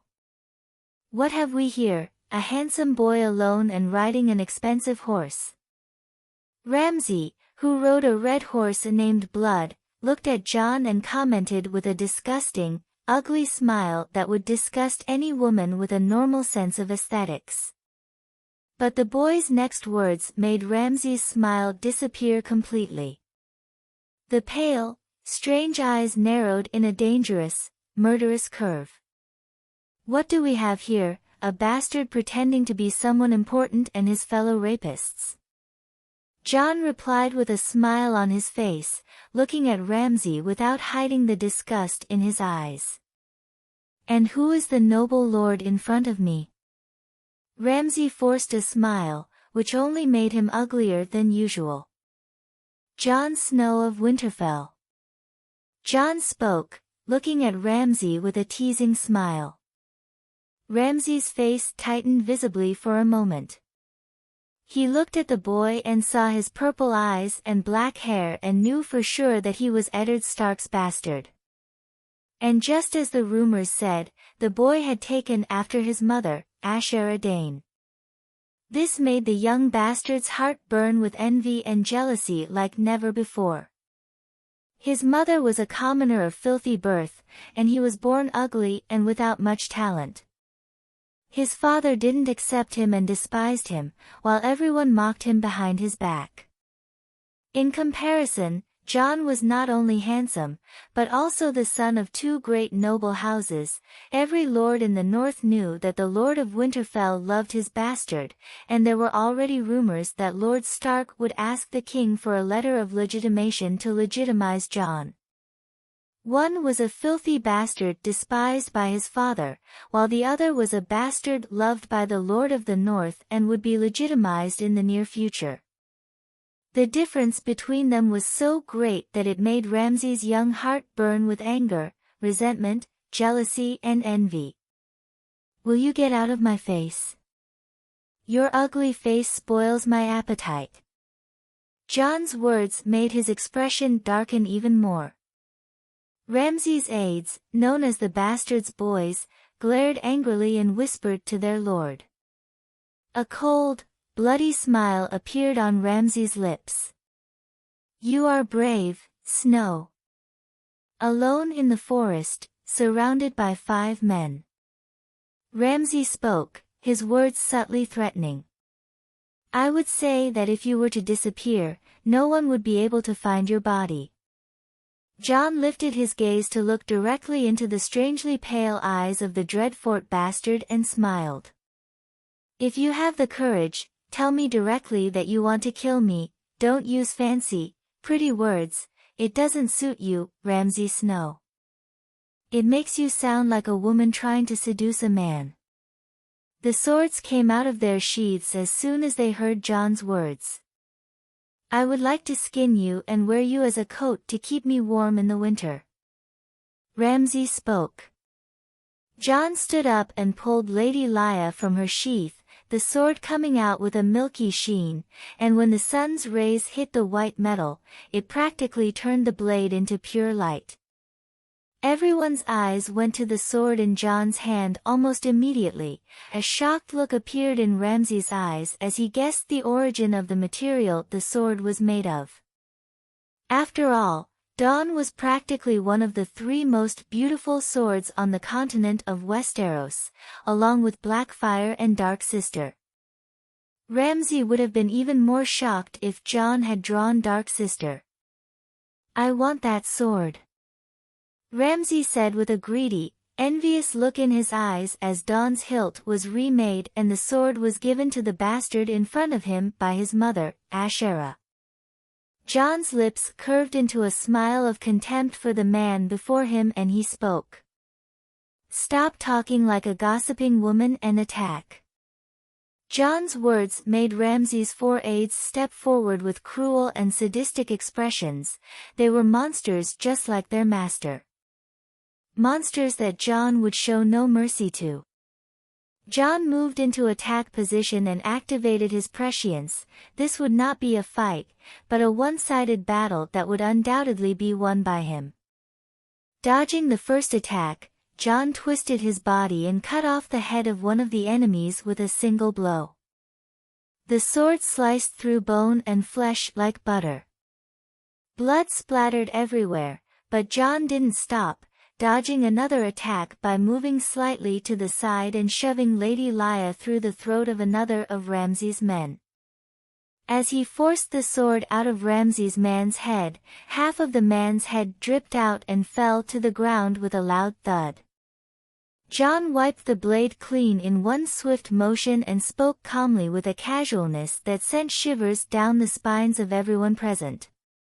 2 down, 3 to go. Ramsay was shocked, he blinked and 2 of his men were killed extremely quickly. But he couldn't say anything as Jon advanced on the 2 remaining men of his guard. Not long after, 2 more heads rolled to the ground as Jon approached Ramsay's horse with a calm, indifferent expression on his face. Do you think hell exists, Ramsay? It exists, but I believe that hell is often our existence on earth. Jon commented, standing 3 meters away from the red horse named Blood. Get off the horse and kneel before me. Jon spoke again, but this time he used something he rarely used. A skill called voice, capable of controlling others against their will. Under Ramsay's shocked eyes, he found himself dismounting from his horse and falling to his knees before Jon, his pale eyes staring into the purple eyes of the bastard of Winterfell. I'm not going to kill you, but know that your life will be in my hands. I want you to live knowing that you're only alive because I want you to be, and I can easily change my mind on a whim. Jon said. He didn't want to kill Ramsay at this sensitive moment in the north. That's because everyone knows he was at the wall at the same time Ramsay left the Dreadfort. Any idiot could connect the dots and think he was the murderer. Even without evidence to implicate him, he didn't want any trouble with House Bolton right now. At the same time, other northern lords might see the act as rebellion and it could tarnish his reputation, something Jon didn't want under any circumstances. But he still had to do something he wanted to do with Ramsay. Raising his sword under Ramsay's horrified eyes, Jon began to make Ramsay's face even uglier than before. When he was finished, Ramsay's face was full of deep, grotesque scars. A worthy face for a monster like you, Ramsay Snow. Jon commented, looking at his masterpiece with a satisfied smile. Every time you close your eyes, you'll see me, and I'll be a nightmare until the last days of your life. I hope you're happy with the hell I've prepared for you. Chapter 31 Return to Winterfell. 2. Happiness is a simple word, but many seek it as a goal in life. But as a man grows older, happiness often comes from family. Aenar Targaryen. You greedy little dragon. Jon watched the small silver and purple dragon with a helpless look. Dragons liked sheep meat, but where could he get a sheep where he was? Jon would have to hunt to feed this greedy little dragon that loved food more than anything. But when the little creature ate 3 rabbits and looked at him with innocent golden eyes, the true prince of Westeros sighed helplessly. Picking up his bow and dagger, Jon ventured out once more in search of food, thinking of giving the little dragon to Caraxes to take care of. Responsibility. All males in the wild left their young with their mothers. He was doing what nature demanded. As for what Caraxes would think after hearing his thoughts, Jon didn't care. He would be far away not to talk to an adult dragon full of rage. An hour later, Jon watched as the small dragon tossed the 4th rabbit into the air with its mouth, releasing a small stream of silver flames with purple lines while the prey was still in the air. When the prey was completely charred, the little dragon let it fall and ate it with an expression of joy and cruelty. After devouring the 4th rabbit, the little dragon looked at Jon with its golden draconic eyes. If you dare to ask for more, I'll try dragon soup today. Seeing the little dragon looking at him, Jon showed a calm expression and spoke in a threatening tone. The little dragon looked pitiful and approached Jon, sitting on his lap and resting its head on his leg.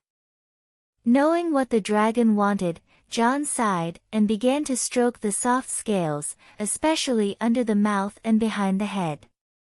The little dragon had the most beautiful scales he had ever seen, and when the light from the flames fell on them, they glowed beautifully. Your rider will certainly have a hard time with you, greedy cub. Jon commented with a smile on his lips as he watched the dragon cub enjoy his caresses. As if to answer Jon, the young dragon let out a guttural sound and relaxed even more. Jon leaned back against the tree, the 2 swords, Lady Lya and Dark Sister, at his right and left sides. Then he closed his eyes. When he opened them again, Jon found himself in front of a sea of blue roses, the same place he liked to spend his dreams, but the figure of the young woman in front of him made him let out a tired sigh. He did not like Rhaenys entering his dream, but not for selfish reasons or simply because he did not want her company. It was because his mind was dangerous to anyone, the weight of seeing the future weighing heavily on his mind. If it hadn't been for the maturation of his powers and his mental stamina, he would have gone mad or just plain crazy, like a certain Oraculo from Camp Half-Blood. But with Rhaenys in his dream, Jon had to protect her while withstanding twice as much pressure as normal.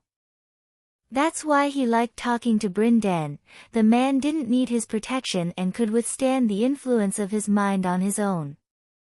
Looking at Rhaenys, Jon noticed that she was taller than the last time. At 13 the girl was almost 164 centimeters, 5.4, tall, her body beginning to blossom as a girl of her age should. Her childish features were set aside to accentuate her naturally elegant and sharp features. But if there was one thing that hadn't changed, it was her gaze, looking at him as someone to be protected. My little Valonqar, Rhaenys said, embracing Jon in a strong, warm embrace. Note, Valonqar equals younger brother. Please stop invading my dreams, you impertinent dragon. Jon commented as he gently stroked her hair, which was easy for him since he was taller than her. Proposal denied. Rhaenys replied in an arrogant, smug tone. Letting out a helpless sigh, Jon turned away and spoke in a casual tone. Too bad, I had a surprise for you, but it looks like I'll be keeping it. Rhaenys' eyes lit up at Jon's words and she circled him like a wolf, as if trying to guess what his surprise was. Finally, seeing no hint on his body, she tired of waiting and asked with an urgent touch.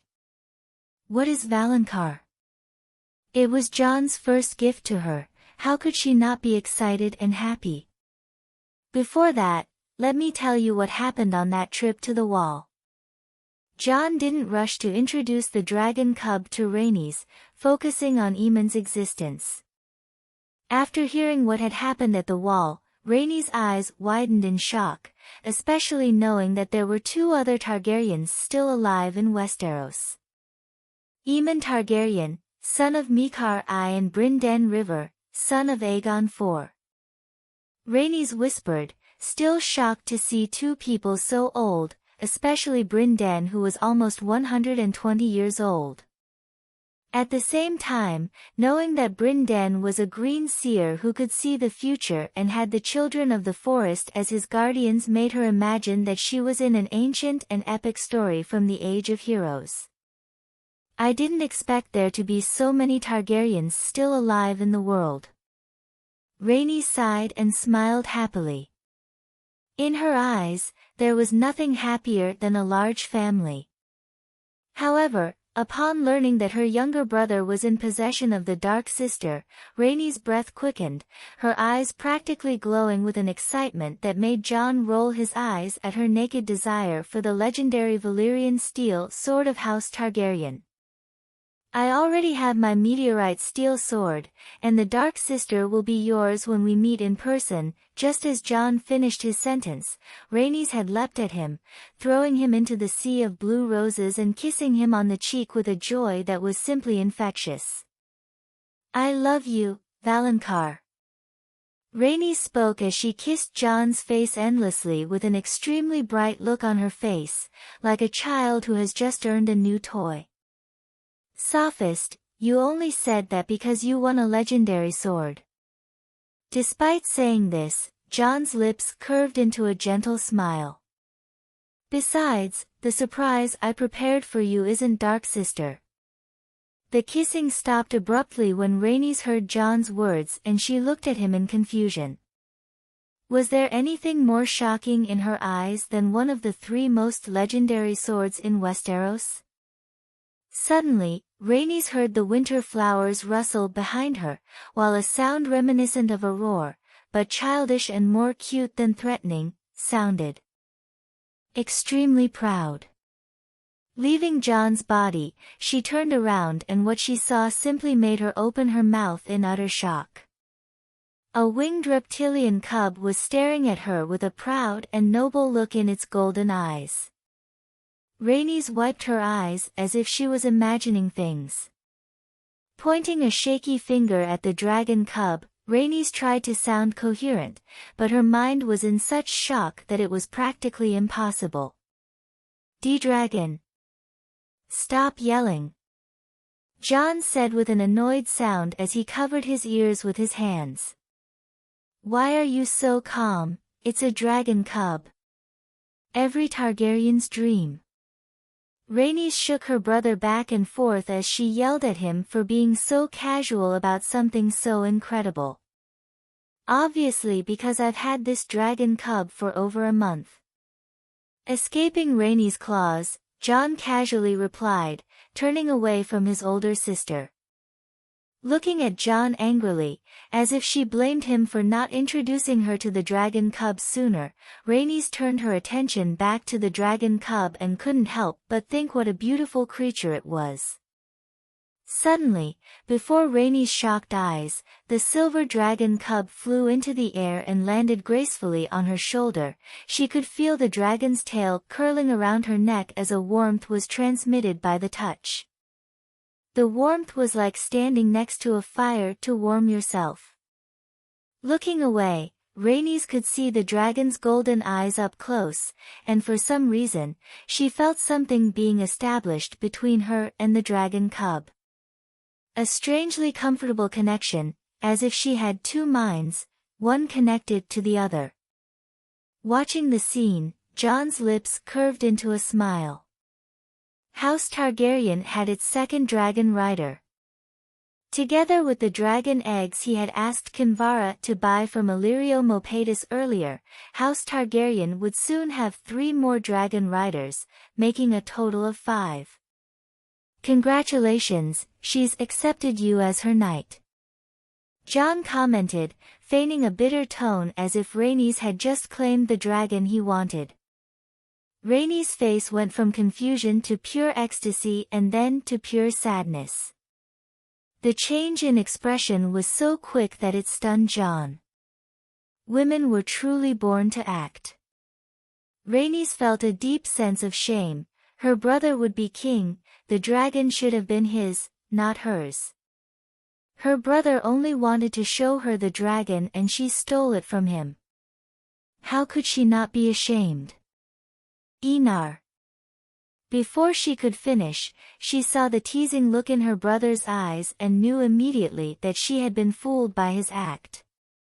He was not sad at all that she had stolen his dragon cub. Ha ha ha ha. Jon couldn't help himself and started to laugh. Don't blame him, Rhaenys' expression was really funny in his eyes. Looking at him fiercely, Rhaenys sat down next to him and spoke in a soft tone.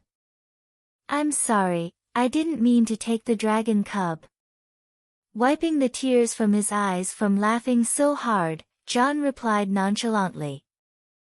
I have a dragon bigger than any ship in the world, we were born at the same time and we're brothers, his name is Caraxes. I don't need such a young dragon. Jon's words made Rhaenys open her mouth again in shock. She felt like this day was getting crazier and crazier. Why didn't you tell me this before? She asked with a slightly annoyed expression. If she had known that her brother had a dragon, she wouldn't have worried so much about him before. Because I wanted to see your reaction and I have to admit that it was worth waiting 4 years. Jon replied with a satisfied smile after everything that had just happened. Punching Jon hard in the arm, Rhaenys snorted coldly and spoke. I'll pay you back for this one day. Jon shrugged and spoke with a smile, pointing to the dragon cub. Have you chosen a name? Rhaenys looked at the cub on her lap for a moment and spoke softly. Moonfire. Chapter 32 Return to Winterfell, 3. What are you fighting for? Money, women, the promise of a better life. Know that you are more determined than many who live just to live. Aenar Targaryen, God Emperor of the known universe. Opening his eyes, Jon looked at the dragon cub and called out her name softly. Moonfire. That's a good name, isn't it? Cub. He said, stroking the scales under her mouth. Moonfire was a female dragon and would be one of the most important to House Targaryen. In the future, most of his children would have a Moonfire egg placed in their cradle when they were born, as tradition demanded. He would care for the chick until his sister arrived at Winterfell, which, truth be told, wasn't far away, about 1.5 years away. Feeling the sun's rays on his face, Jon knew it was already dawn and wanted to return to Winterfell as soon as possible. It was important to convince his uncle that war was inevitable, and it was. After eating some beef jerky, Jon didn't stand still and immediately packed his things, ready to ride, which he did. He took the 2 swords, put Moonfire in the wooden cage and covered it with a cloth, then immediately mounted his horse and rode toward Winterfell. He was not far from the ancestral home of House Stark, about half a day's ride. Half a day later, When the sun was high in the sky, Jon passed a hill and saw a stone fortress with the banner of a grey wolf on a white background. Winterfell. Passing through Wintertown, Jon picked up the sword he had ordered from the blacksmith before he left and headed for the gates of Winterfell. Leaving the horse with a young servant, Jon took the two swords, slung them at his waist while holding the cage containing moonfire, and entered the castle, heading straight for Eddard Stark's solar. Knocking gently on the door of Lord Stark's solar, Jon waited for permission to enter. "Come in." Hearing the strong, calm voice, Jon opened the door, revealing the interior of the solar, nothing too luxurious, just comfortable. The ancestral sword of House Stark stood proudly on the wall, showing its enormous size. His uncle wasn't alone. There was the Maester at Arms of Winterfell, Ser Roderick Castle, the only knight of the North present in Lord Stark's solar. "Uncle, I have important news." Ignoring the Maester at Arms' doubtful look, Jon spoke in an undeniably serious tone. Eddard frowned and nodded, looking at his Maester at Arms and speaking in a majestic tone. "Sir, I will speak with my son alone." "Yes, my lord." Roderick nodded and left the solar with quick steps. Turning to his nephew, Eddard asked in a confused tone. "What happened, Jon?" "The trip to Wall was fruitful." Jon spoke with a slight strain in his voice, then drew the sword at his left side from its scabbard. As the sword emerged from its scabbard and was revealed to the world, Eddard's expression changed dramatically. If there was one thing all the nobles learned after Aegon's conquest, it was about dragons, Targaryen kings, and the legendary Valyrian swords. Thus, every nobleman could recognize the legendary sword of House Targaryen, the Dark Sister. "Why in the name of the old gods are you so special, Jon?" Eddard slumped in his chair. "What can I do? I try to be normal, but the world won't have it." Jon cracked a joke, but Eddard Stark didn't laugh. On the contrary, he gave him a reproachful look. "You have a terrible sense of humor, uncle." Jon shrugged and continued. "But it's not Dark Sister I want you to see, it's this." Jon's words made Eddard's expression show a hint of confusion, the Lord of Winterfell's gaze falling on the cage his nephew was holding. He had originally thought that Jon had just found a bird to raise or an eagle, so he hadn't given the cage much thought. The words that were about to leave his lips were trapped when the cloth covering the cage was removed, revealing the animal inside. Eddard looked at the creature in the cage and remained silent for a long time. "And what do I think it is, Jon?" he asked, but he didn't need an answer from his nephew. The difference between a lizard and a dragon was as obvious as the sun and the moon. "If you think it's a dragon, you're right, uncle," Jon replied, opening the cage and taking Moonfire in his arms. The young dragon was curious about his new surroundings and looked around. A long sigh came from Eddard Stark's lips. He looked at the creature that had brought the last Winter King to his knees and didn't know what to say for a moment.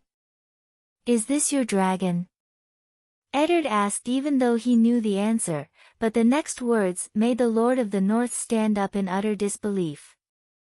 "It's not my sister Rhaenys Targaryen's dragon," Jon replied, stroking the scaly head of Moonfire, who enjoyed the caress. "What are you talking about, Jon?" Eddard asked, his voice as stern as it could be at the moment. The image of bodies covered in a red sheet and Robert laughing so happily flashed through his mind. "Ser Jaime Lannister rescued my sister and Prince Oberyn Martell took Rhaenys from King's Landing and raised her as a bastard daughter named Rhaena Sand," Jon replied, looking distractedly at Moonfire, who had a sad and distant look on his face. Before Eddard could ask how he knew this, Jon continued. I heard about Robert, my cousin who killed my father and laughed under the bodies of my good mother and my brother Aegon. The queen was raped and cut in half by Gregor Clegane's sword, and baby Aegon had his face smashed against the wall. Jon spoke, Lord Stark's expression showing clear shame, remorse, and regret at hearing the gruesome fate of Queen Elia and her son Aegon. Not caring what Eddard Stark thought, Jon continued. Tell me, uncle, what should I do? I want revenge.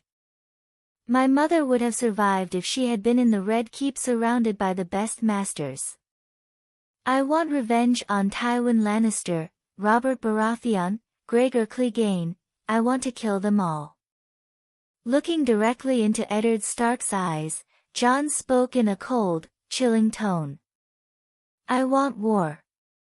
A shiver ran through Eddard's glass as the words fell from his nephew's lips. The determination in each word shook him to the core. The boy was ready to bear the brunt of the consequences of war. He closed his eyes for a moment, and when Eddard opened them again, there was only a calm, silent look in his eyes. Do you know what your words mean, Jon? He asked, the Lord of the North's voice carrying a heavy, dignified feeling. To throw this continent back into the flames of war and perhaps the source of hundreds of thousands of deaths. Jon replied in an equally deadly tone. And you still want war? The Lord of Winterfell asked, Jon noticing his jaw clenched. Yes. They killed my family, banished my grandmother and my aunts, and hunted them like animals on another continent. They have to pay for what they did to my family. I want the war to happen. Jon answered directly. He didn't say nice or honorable words, just the plain truth. I have Dorne, I will have Reach when the time is right, so I ask you, will you side with me or with my cousin? Jon asked, looking at his uncle. Hearing about Dorne and Reach, Eddard knew at that moment that Jon had probably already made up his mind before telling him. Do I have a choice, Jon? Eddard commented with a tone of helplessness. If Jon's identity was revealed, his lie would also be revealed, and he could imagine the look of pain on Robert's face when he found out. No matter what happened, Robert would declare war on the North when Jon's true identity was revealed to the world, and he would be considered a traitor along with the entire House Stark. You don't have to worry so much, uncle, we have a dragon and possibly 3 kingdoms, better than when Aegon started. Jon said, looking down at the small dragon cub on his lap. Aegon's dragons were adults. Eddard rolled his eyes at his nephew's optimism. But I have an adult dragon. Jon replied with a mischievous grin, causing Eddard to widen his eyes in shock. How? Remember when I ran away for a few days when I was younger? Well, let's just say it wasn't to prove I was powerful, but to visit my dragon, Caraxes. Jon spoke with an amused smile on his lips.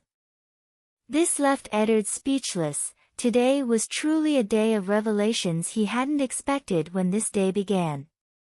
With a sigh, Eddard shooed his nephew away with a look of helplessness on his face. Get out of my solar, I need to think about your problems.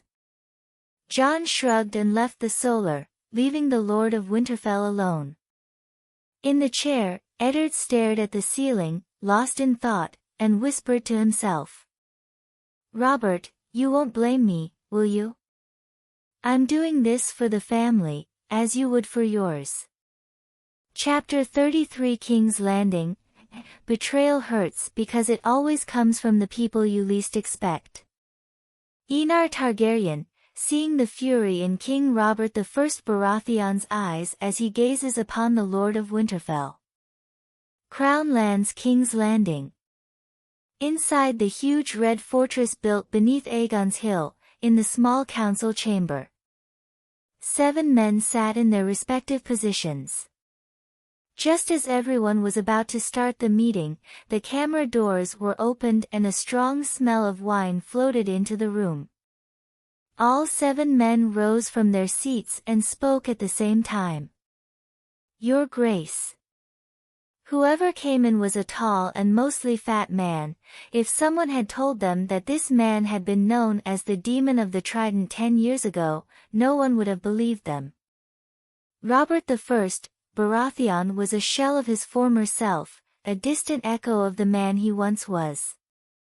Taking a sip of wine from the mug, Robert ignored everyone and sat down on the main chair with his fat body, looking at his advisors with his deep blue eyes.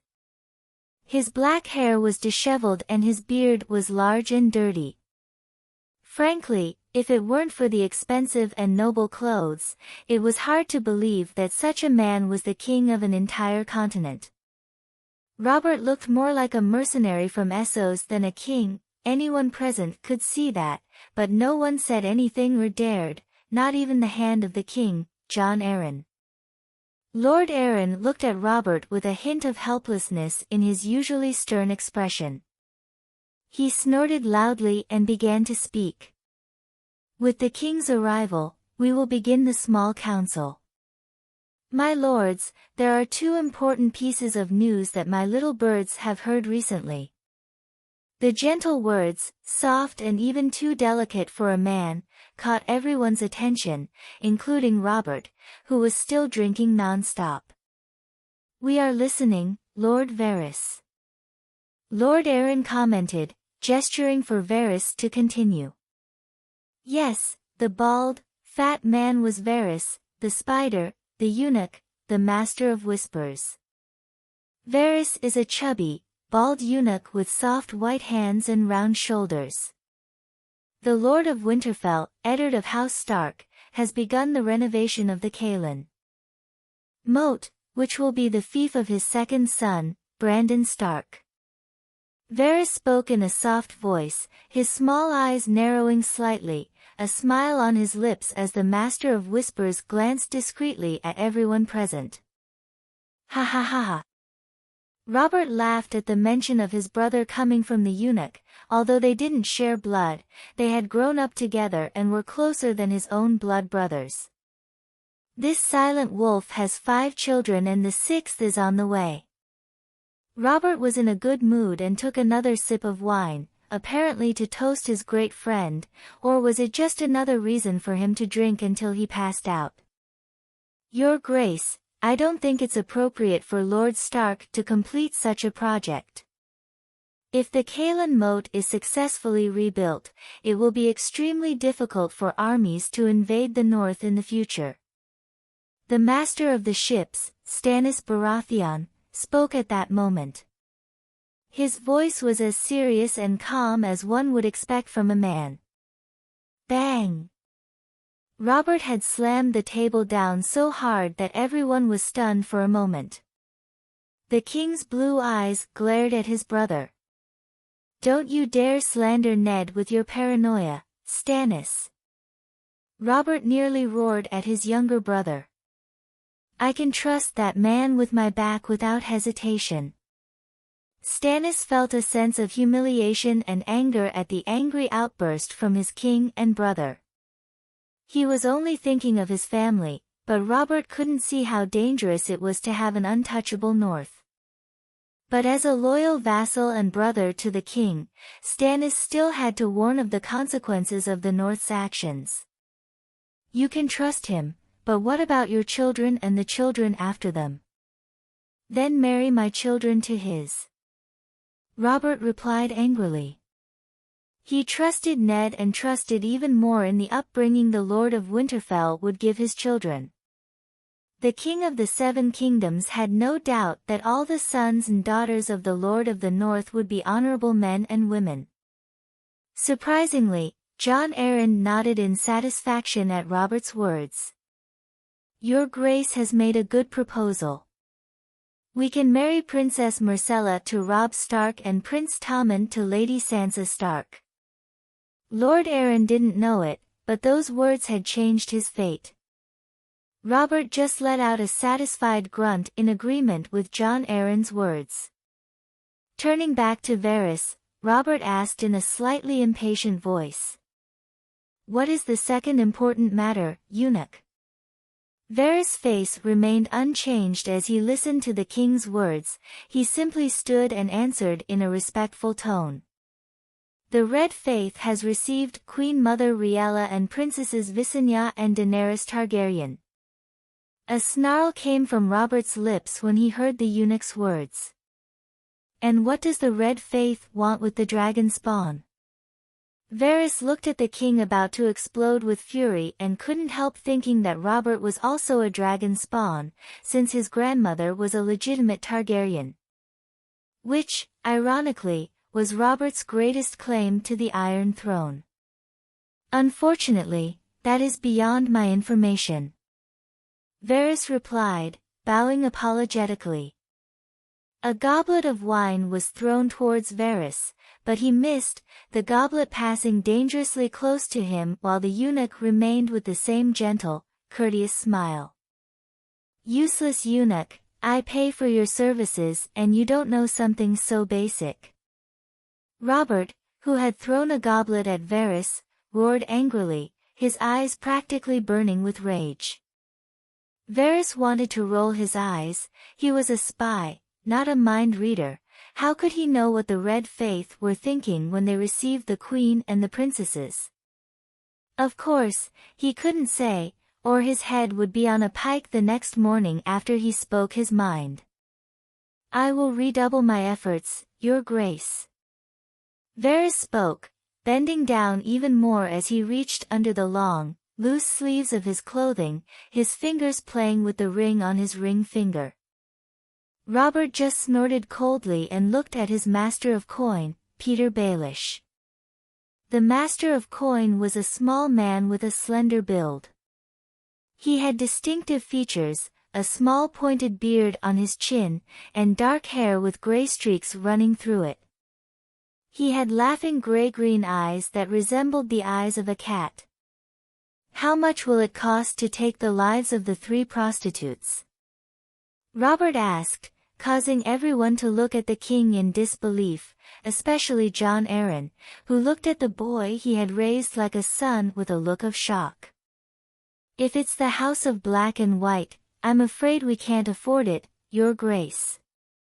With a polite smile, Littlefinger replied by bowing to Robert, whose expression grew even more somber at his words. Robert took a sip of wine to clear his throat and spoke in a cold tone, looking directly at Peter. "I don't care how you do it, ask House Tyrell, the Iron Bank, or old Tywin for money. I want the Targaryen bitches dead." "I'll do as you say, your grace." Smiling, Peter bowed and replied in a confident tone. Without waiting for everyone's reaction, Robert left with an irritated look on his face. His day had been made worse by the news of the remnants of House Targaryen. He hated anything to do with those incestuous abominations. Jon Arryn let out a helpless sigh, only he knew how much work it was to keep the kingdom of the 7 kingdoms whole and without too many rebellions, how many nights he stayed up to maintain what they had conquered. At first he tried to get Robert to attend the small council meetings, but he soon discovered something. Robert was not meant to be king, he was a general, not a king. Jon Arryn looked at everyone present and spoke in a serious and dignified tone. "We will meet again at wolf time, please be there."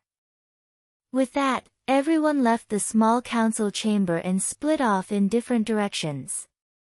Standing in front of a window that overlooked the whole of King's Landing, Varys couldn't help but sigh softly. Compared to Essos, Westeros was even crueler and colder. Conspiracy and betrayal were the norm between these red walls, but he didn't dislike it. On the contrary, it felt like he was finally home.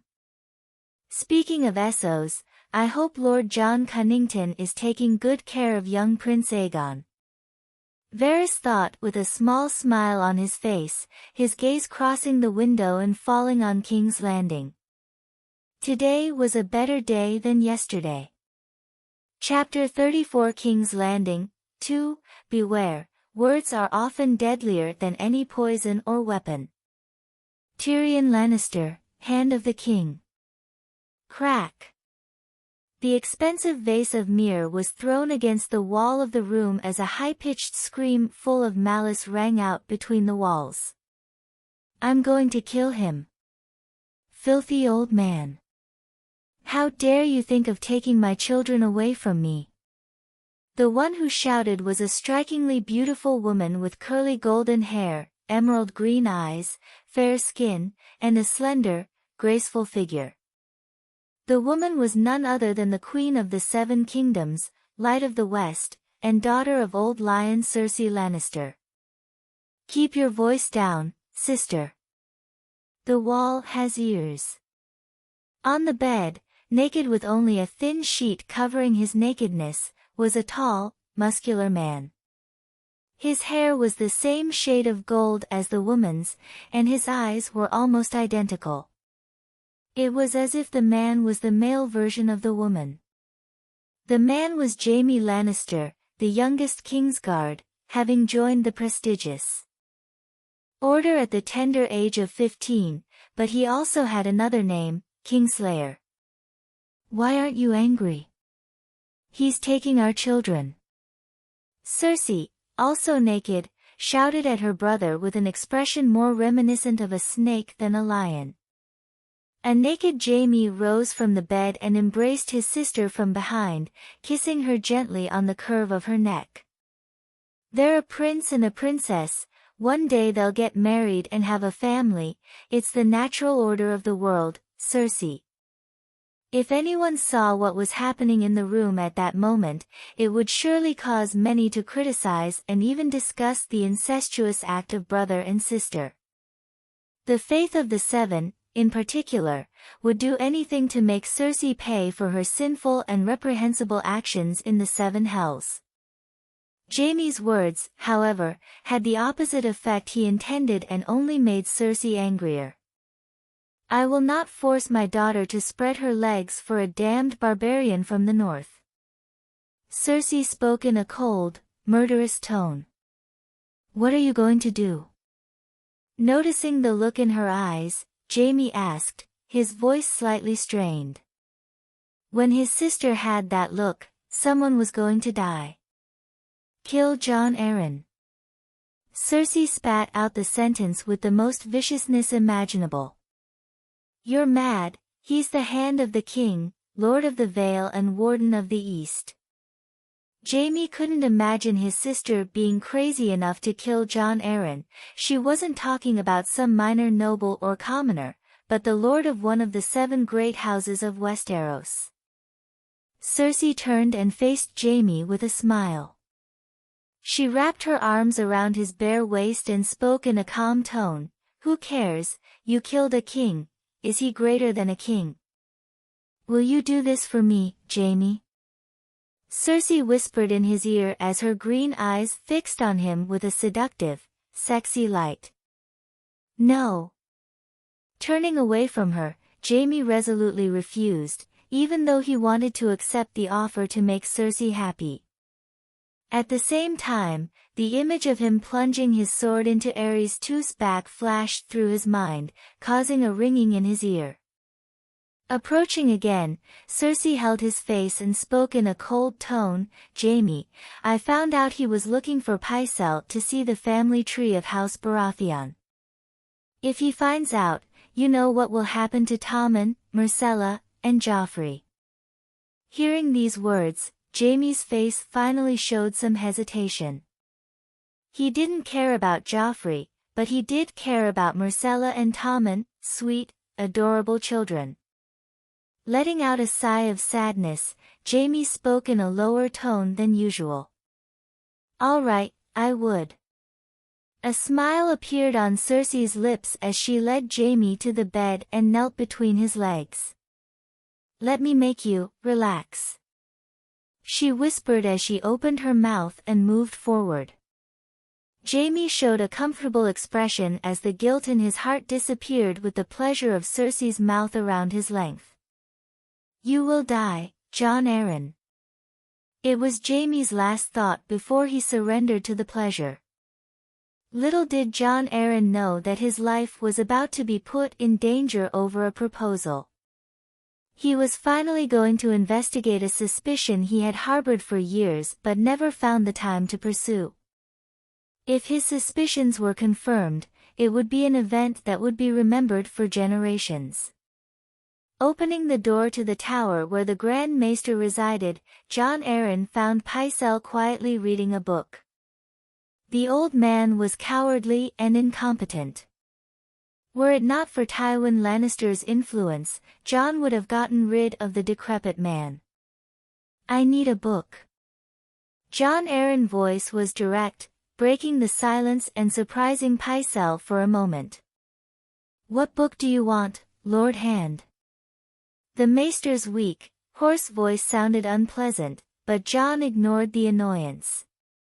The Book of the Air. Jon Arryn's eyes were fixed as he stared at the old man. For a moment, Pycelle's movements hesitated, but then resumed their usual slowness.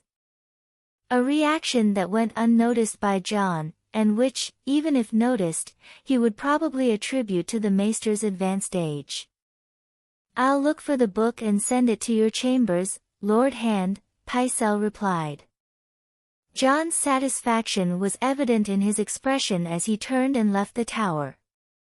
As Hand of the King, Jon had numerous duties to fulfill, but now he was also determined to begin investigating his suspicions. If they were confirmed, he knew he would face a difficult dilemma. He could foresee that, if he discovered the truth, the reputation of House Lannister would be irreparably tarnished. Tywin Lannister, the old lion, would do anything to silence such rumors. It was no secret that Tywin wanted to see his blood on the Iron Throne and would do anything to make it happen. Jon had no doubt that a war could break out at that moment. He had to be prepared to prevent the kingdom from plunging into another civil conflict like the one that had occurred a decade ago. There was yet another problem, the line of succession to the Iron Throne.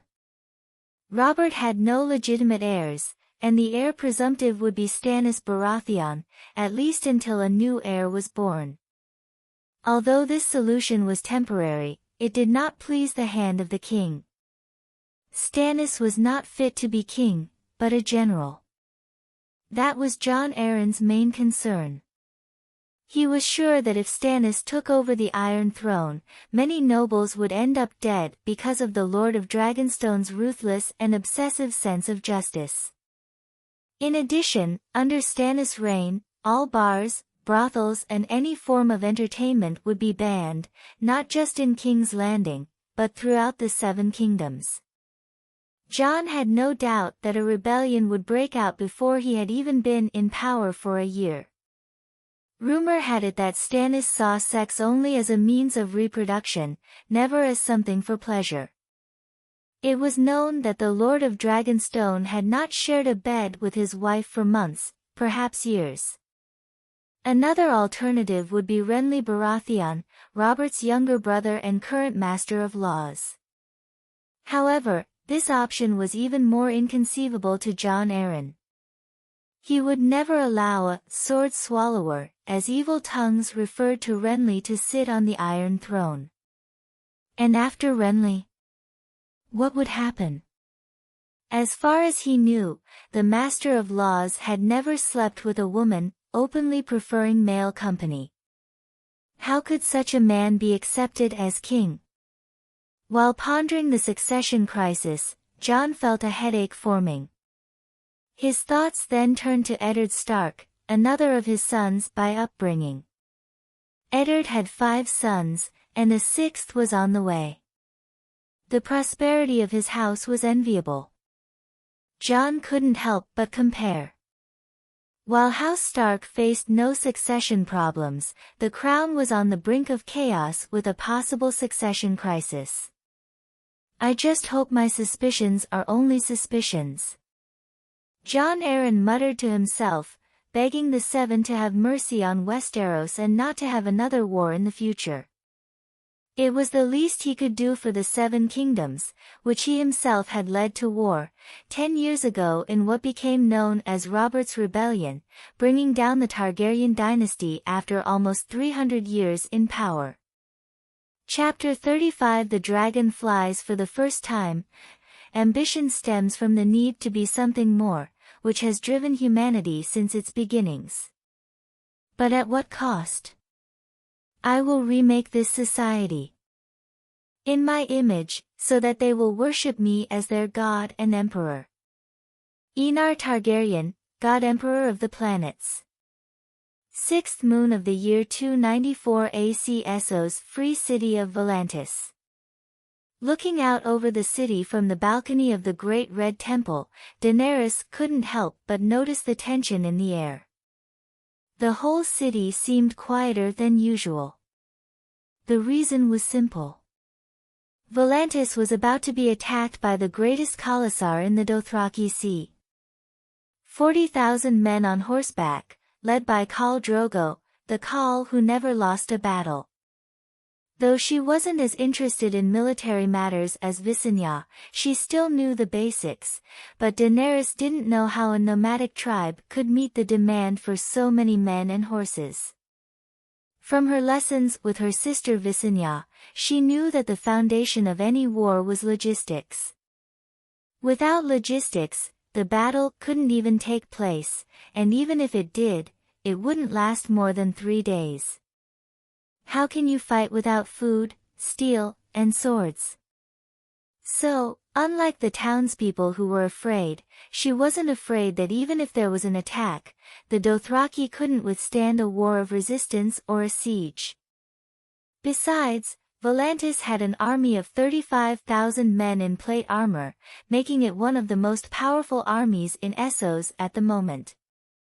Aside from horses, the other side had no armor and no swords capable of piercing armor. What could light cavalry like the Dothraki do against heavy infantry other than run away? Looking back into her room, Daenerys' lilac eyes fell on the 3 dragon eggs on the mantelpiece. She still hadn't managed to get the eggs to hatch, as her nephew had apparently said. Nephew. She still remembered her mother's expression of disbelief upon hearing of Aenar's existence, the impact so great that the Queen of Westeros almost fainted from shock. Soon followed by a cry she never thought she would see her noble, strong mother cry in front of her. However, it was the first time Daenerys had seen her mother so happy. Daenerys didn't know what to feel for this sweet nephew she'd never met other than gratitude and happiness. The last year and a half had been the happiest of her life. Only someone who'd never had a safe home knows what it's like to live in fear of waking up to become a slave. Her nephew didn't know it, but he had made life better for her and the whole family. They had a chance to change and become stronger so that in the future they could help as much as possible and not just be a burden to her nephew when the time came. Still, even though she had never seen him or even known what he looked like, Daenerys had great affection for her nephew. A boy she had never met, but who for 4 years had commanded the Red Faith to seek out and protect her and her family. In her eyes, Aenar was no different than the Prince Charming from an epic book from the Age of Heroes. He might as well have told me how to hatch the eggs. Daenerys looked at the 3 eggs in the fireplace and muttered to herself, puffing out her cheeks adorably. The tense atmosphere of the whole city didn't seem to bother the 11, almost 12-year-old. She had lived through too many murders to feel nervous at every moment of danger. While Daenerys was watching the dragon eggs and thinking of a way to hatch them, the bedroom door opened and a girl of about 6 years old entered the room. She had a round, flat face, dark skin, and eyes like molten gold, the typical features of the people of Noth. The girl wore a red robe, typical of the Red Faith, and looked very adorable. Princess. Missandei spoke, her voice sweet and melodious. Daenerys turned to the girl and smiled.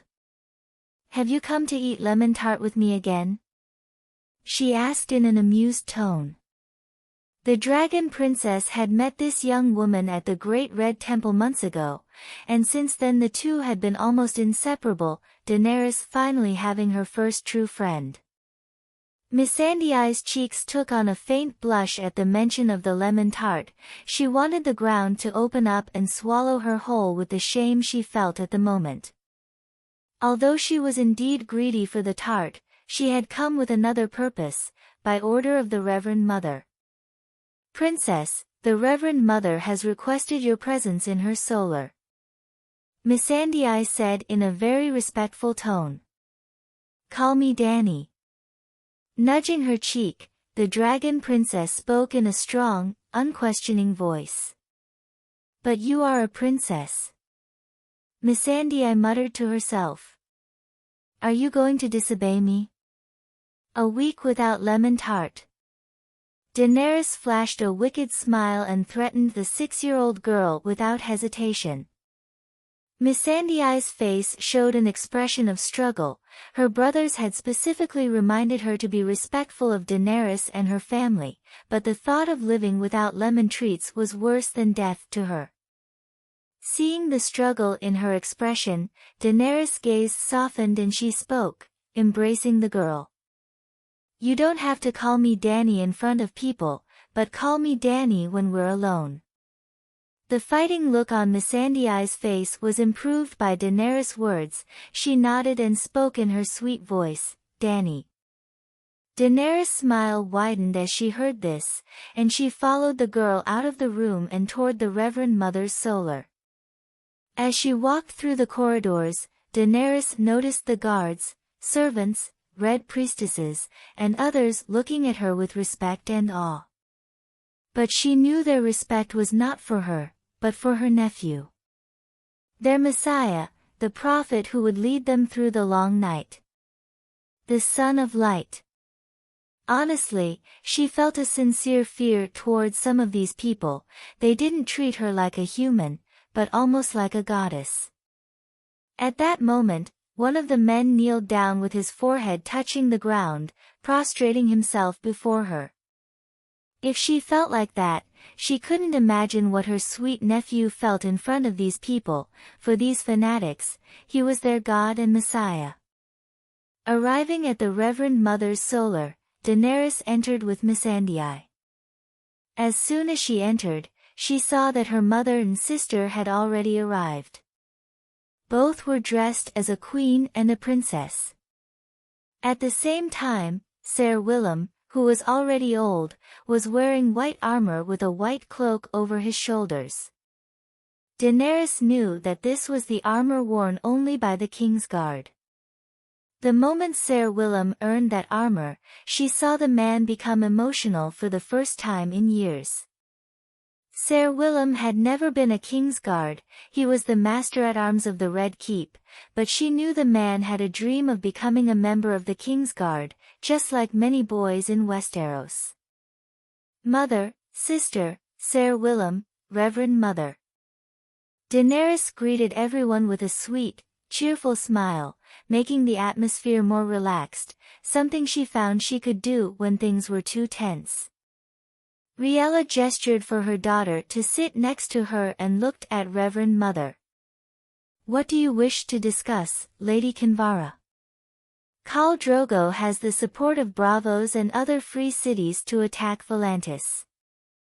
Kinvara took a sip of wine and spoke in a calm tone, but the words made the previously relaxed atmosphere tense in an instant.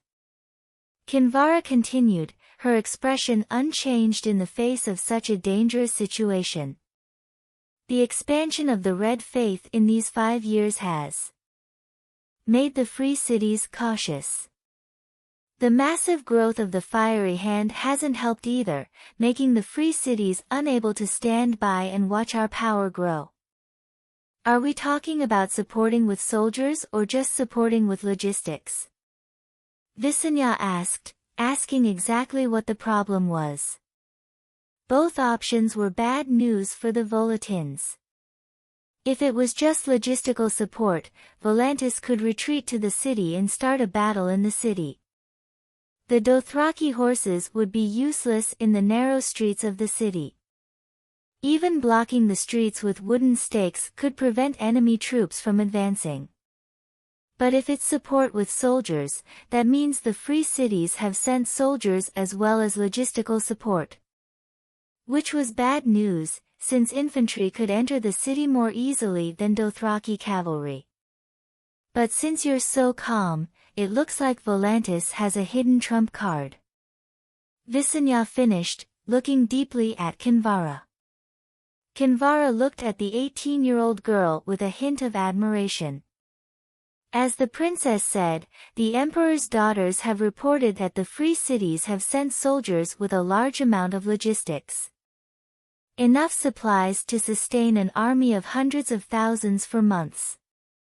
Fortunately, there weren't 100,000 men on the other side, only about 50 to 60,000 men. And how are we supposed to stop 60,000 men? Riella asked with a slightly helpless expression. Kinvara's next words, however, caused Riella's eyes and those of everyone else in the room to widen in shock. The Son of Light will come to Essos to destroy the army of sinners, his fire will purify the heretics and infidels. Chapter 36 The dragon flies for the first time. 2. I looked into the abyss and, as expected, there was nothing there. Perhaps my mind is the real abyss, how many have gone mad just looking at it? Aenar Targaryen, questioning his own humanity for the 1000th time. Westeros continent, North Winterfell Castle. Uncle, I'm going away for a few months. Eddard heard his nephew's words and looked in surprise at the tall, broad-shouldered young man before him. He looked nothing like the 11, almost 12-year-old young adult he was at the moment. If you had said Jon was 16 or 17, he would have easily believed you. Sometimes Eddard wondered if someone was feeding Jon giant wolf milk to make his nephew grow up so much in such a short time. Next to him, Robb looked like a little boy, and his son wasn't little, he was big for his age. Where are you going? Eddard asked curiously. After nearly 2 years of preparing for war, he and his nephew had become much closer. He was beginning to get to know the real Jon, not the boy he showed off to everyone. His nephew was terribly brilliant, his strategies, his courage, his daring, and his calm made the Lord of the North sigh that there really were people who were born to rule and command armies. Jon was just such a talented and brilliant person. I'm going to Essos. Jon replied in a calm tone, much more regal than a year ago. My grandmother and aunts are in danger. A horde of Dothraki is ready to invade Volantis. Eddard's face changed dramatically at his nephew's words. Though Jon spoke in a calm tone, how could he not see that this was a truly dangerous situation? Will you ride your dragon? Eddard frowned and asked, finally letting out a sigh. Though he knew this day would come, it came too soon. He had hoped to spend a few more years growing stronger, but it looked like war was just around the corner. Don't worry, uncle, the plan will happen as planned, in the year 296. Jon certainly knew of his uncle's concern and spoke up, calming the turbulent feelings in the chest of the most powerful man in the north. Are you going to kill everyone?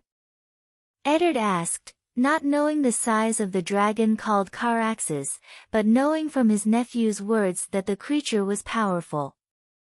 They are rapists and a greater evil that must be exterminated. Jon spoke, his expression indifferent and cold. He would kill the men who could fight and let the women and children live. In a few centuries, these people will have forgotten the ways of the Dothraki and will choose to adapt or join another civilization. Jon didn't need rapists and thieves to bother him when he came to conquer Essos later. He could just as easily burn the whole Ves Dothraki to the ground. As for conquering such a people, Jon didn't even think about it and resolutely refused. How much damage these people had already done to the world could not be calculated. Then let him act as God for the first time and purge this evil from the world. When are you leaving? Eddard asked with a hint of concern in his eyes.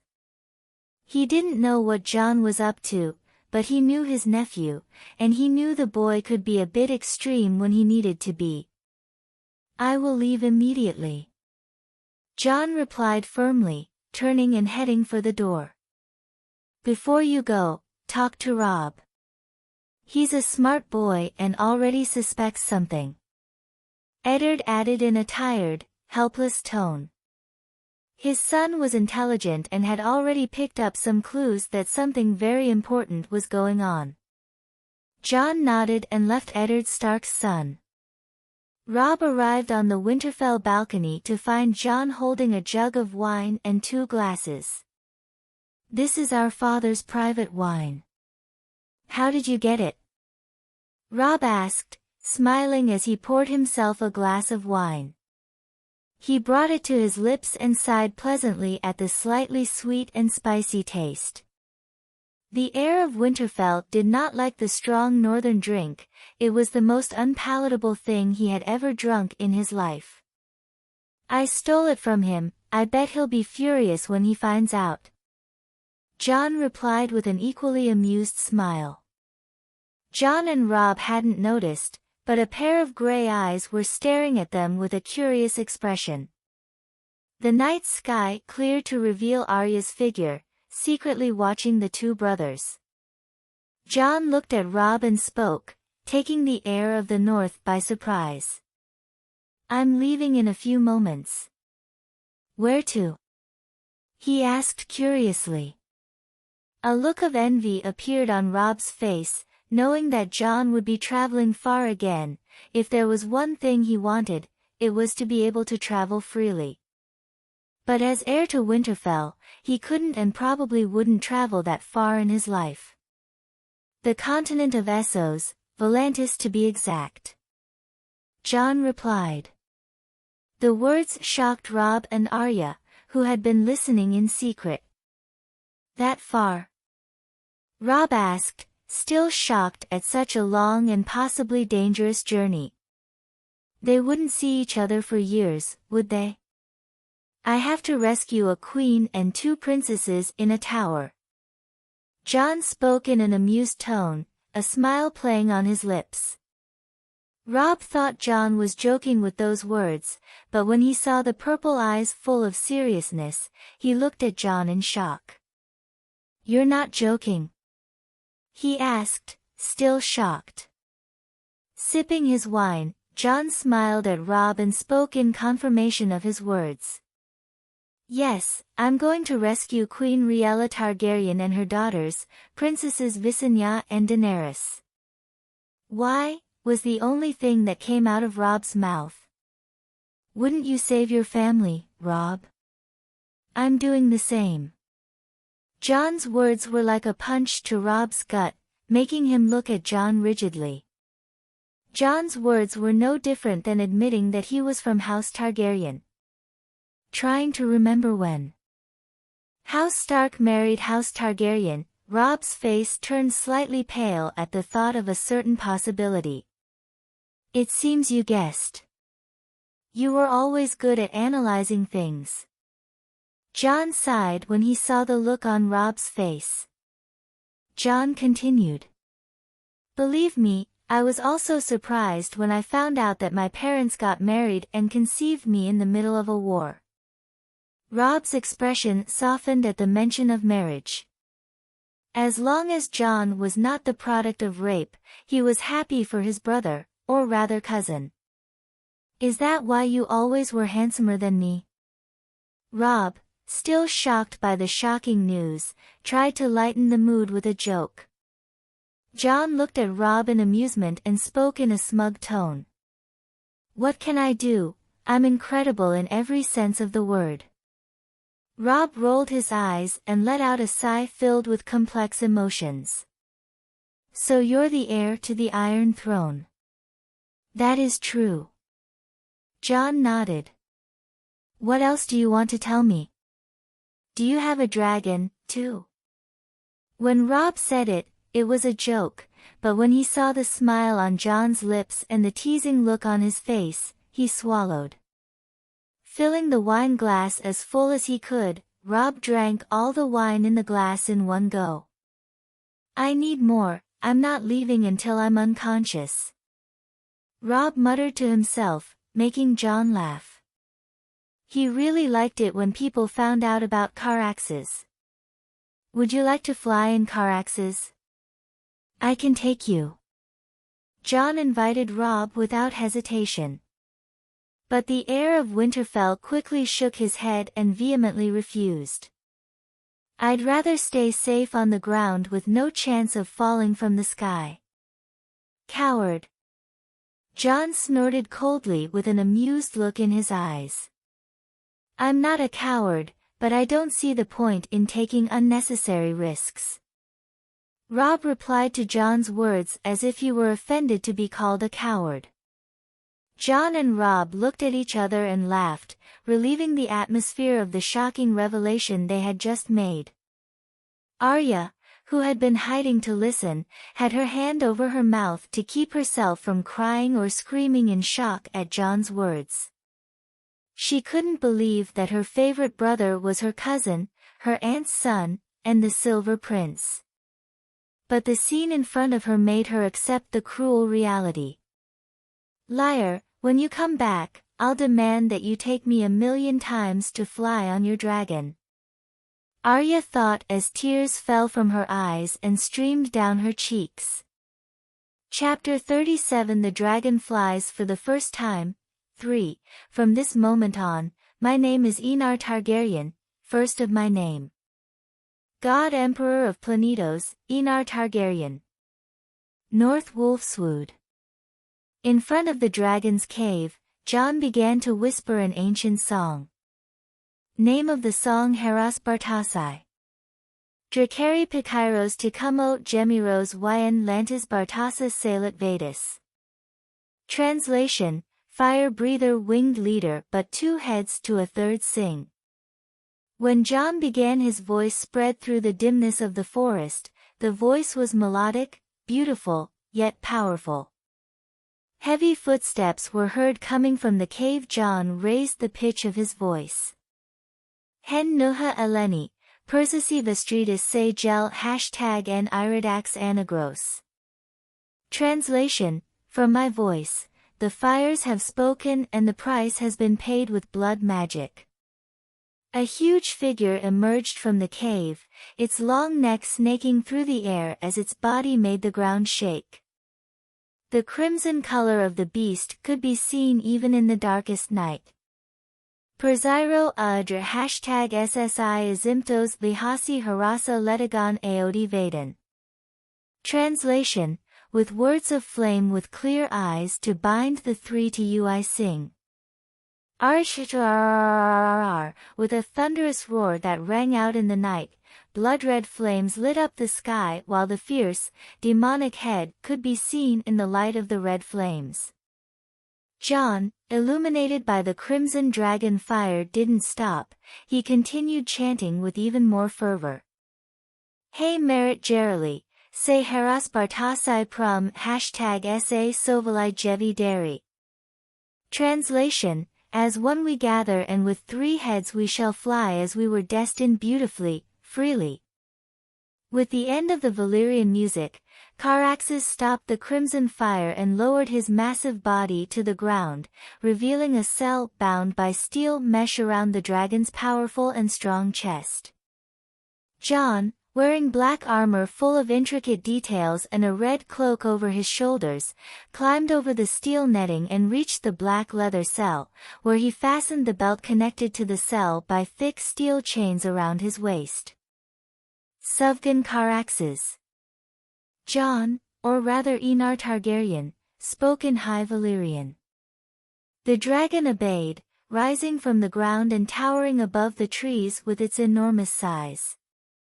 It began to walk at a fast pace and soared into the sky with the beat of powerful wings and the sound of rustling trees all around. Aenar grabbed the cell's levers and leaned forward as the dragon soared high into the night sky with powerful, sonorous flaps. His silver hair fluttered violently against the cold, deadly north wind.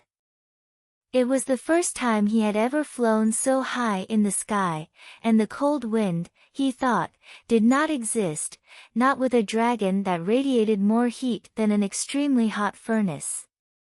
To be honest, Aenar hadn't expected to reveal himself a year ahead of schedule. He had overestimated the patience of the free cities. At the same time, his prescience wasn't strong enough to predict the future from such a distance. This led to the events of Volantis, but Aenar didn't think it was as bad as others might have thought, especially since it was a great opportunity to gain prestige quickly, powerfully, and in a big way. This battle would be perfect for forging his and Caraxes' names. When anyone thought of fighting him, they would have to think of what would become known as the Second Field of Fire. The complete burning of an army of tens of thousands.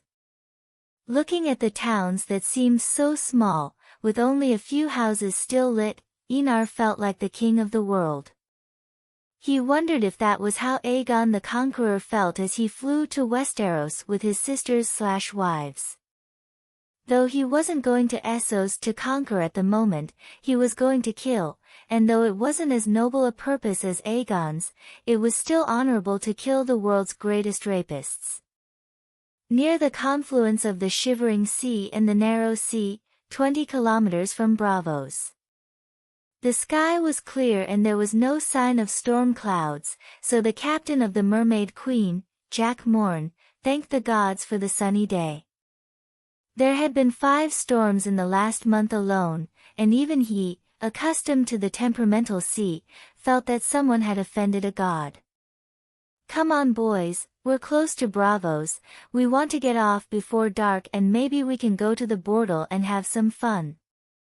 Jack shouted to the ship's crew, followed by whistles and excited laughter at the idea of spending the night with a harlot in the harbor of Braavos. Jack nodded in satisfaction as his crew cheered him on. He took the canteen of water from his waist and brought it to his mouth, where he began to drink the most precise liquid in the sea, fresh water. Suddenly, the thunderous sound of flapping wings made him almost drop the canteen in fright, but the surprise didn't stop there. The ship suddenly tilted sideways into a small dip in the waves. Had it not been for his 20 years of experience, he would have fallen, sinking the ship with his mistake. Jack managed to stand upright and turn the ship's wheel in the other direction as he stared at the sky in utter horror and terror. The huge shadow could easily cover 8 of his ship with the size of its wings, while the crimson color filled his entire field of vision. The encounter lasted only a few moments, but Jack would never forget the giant crimson dragon flying above him. Swallowing dryly, he swore he saw someone riding the huge crimson beast, the white gold color of his hair so obvious that he couldn't have missed it. However, Jack's expression changed dramatically when he noticed the direction in which what he assumed to be a dragon was heading, toward the most powerful free city on the continent of Essos, the city of 100 islands, Braavos. Dragon. "Captain, did we drink too much or did we really see a damn dragon? Captain, can we go somewhere else? I don't want to turn into dragon dung. I still have a pregnant mother and a beautiful wife waiting for me at home to take care of them." "You like giving your ass, you son of a bitch, what a wife you have. Who says I can't be married because of that?" Did anyone notice that he said his mother was pregnant while his wife wasn't? Was it just me who found that odd? "Captain, I have to go to the bathroom, I feel like I've shit myself." Hearing the voices of his crew, Jack smiled helplessly, but was still grateful to have such a brave crew. Anyone else would probably have jumped into the sea in such fear. "Shut up you bastards and set sail, we want to get to Braavos, or what's left of it, as soon as possible. And Jason, go and change your clothes, you stink of shit." Jack shouted loudly, pointing at the newest recruit who had shit his pants. "Yes, Captain," Jason said with an embarrassed look on his face and ran towards the interior of the ship, listening to the laughter of his companions. "I hope Braavos is still standing," Jack muttered to himself, knowing that the city had little chance of surviving a surprise attack from a dragon that size. Aenar didn't know that he had scared a poor ship, and even if he did, he would probably laugh and fly around the ship a few more times, just to scare them a few more times. Sadistic? He didn't think so. His sense of humor was very good. Anyone who disagreed was not riding a dragon. It had been hours since he had left Westeros. The journey was going more smoothly than he had expected. There were no storms on the way, making the weather very pleasant for a flight. However, Aenar could see that the hours-long journey was beginning to take its toll on his brother's body. The dragon had slowed down a lot compared to its initial speed when they left Westeros. Aenar knew he had to land somewhere to rest and fly on to Volantis as quickly as possible. Aenar naturally chose Braavos as a resting place. He really wanted to see the look on the face of the Sea Lord of Braavos when he saw the dragon flying over his city. He'd probably have a heart attack and die, right? From what he remembered, the man was old and very ill. At the same time, it was a warning that if they didn't behave, he wouldn't mind punishing the bastard city that had fled Valyria. He, Aenar Targaryen, first of his name, was not exactly a sympathetic man like Jon Snow.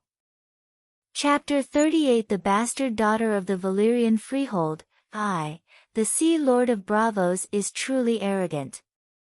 Aenar Targaryen thought at the sight of the first sword of Braavos. Free city of Braavos. Belgir Otherys remained indifferent to the screams of terror outside. The barge she was on was more opulent than any palace she could find. The finest and most expensive silks in Myr, goose-feather pillows, pearls scattered everywhere, gold and silver decorating the walls in beautiful and elegant detail. There were cold drinks even on the hottest day and warm, cozy sheets at night, her bed as wide as a third of the ship itself. She was certainly treated like a worthy queen. But the reason Belgir didn't run away like everyone else was simple. Not far from her boat, on one of Braavos' hundreds of islands, was a huge draconic head. Its red eyes, like hot coals, stared at her with a mixture of curiosity and disinterest. As a descendant of House Targaryen, there were books that Aegon IV himself, the undeserving, had left for her ancestor.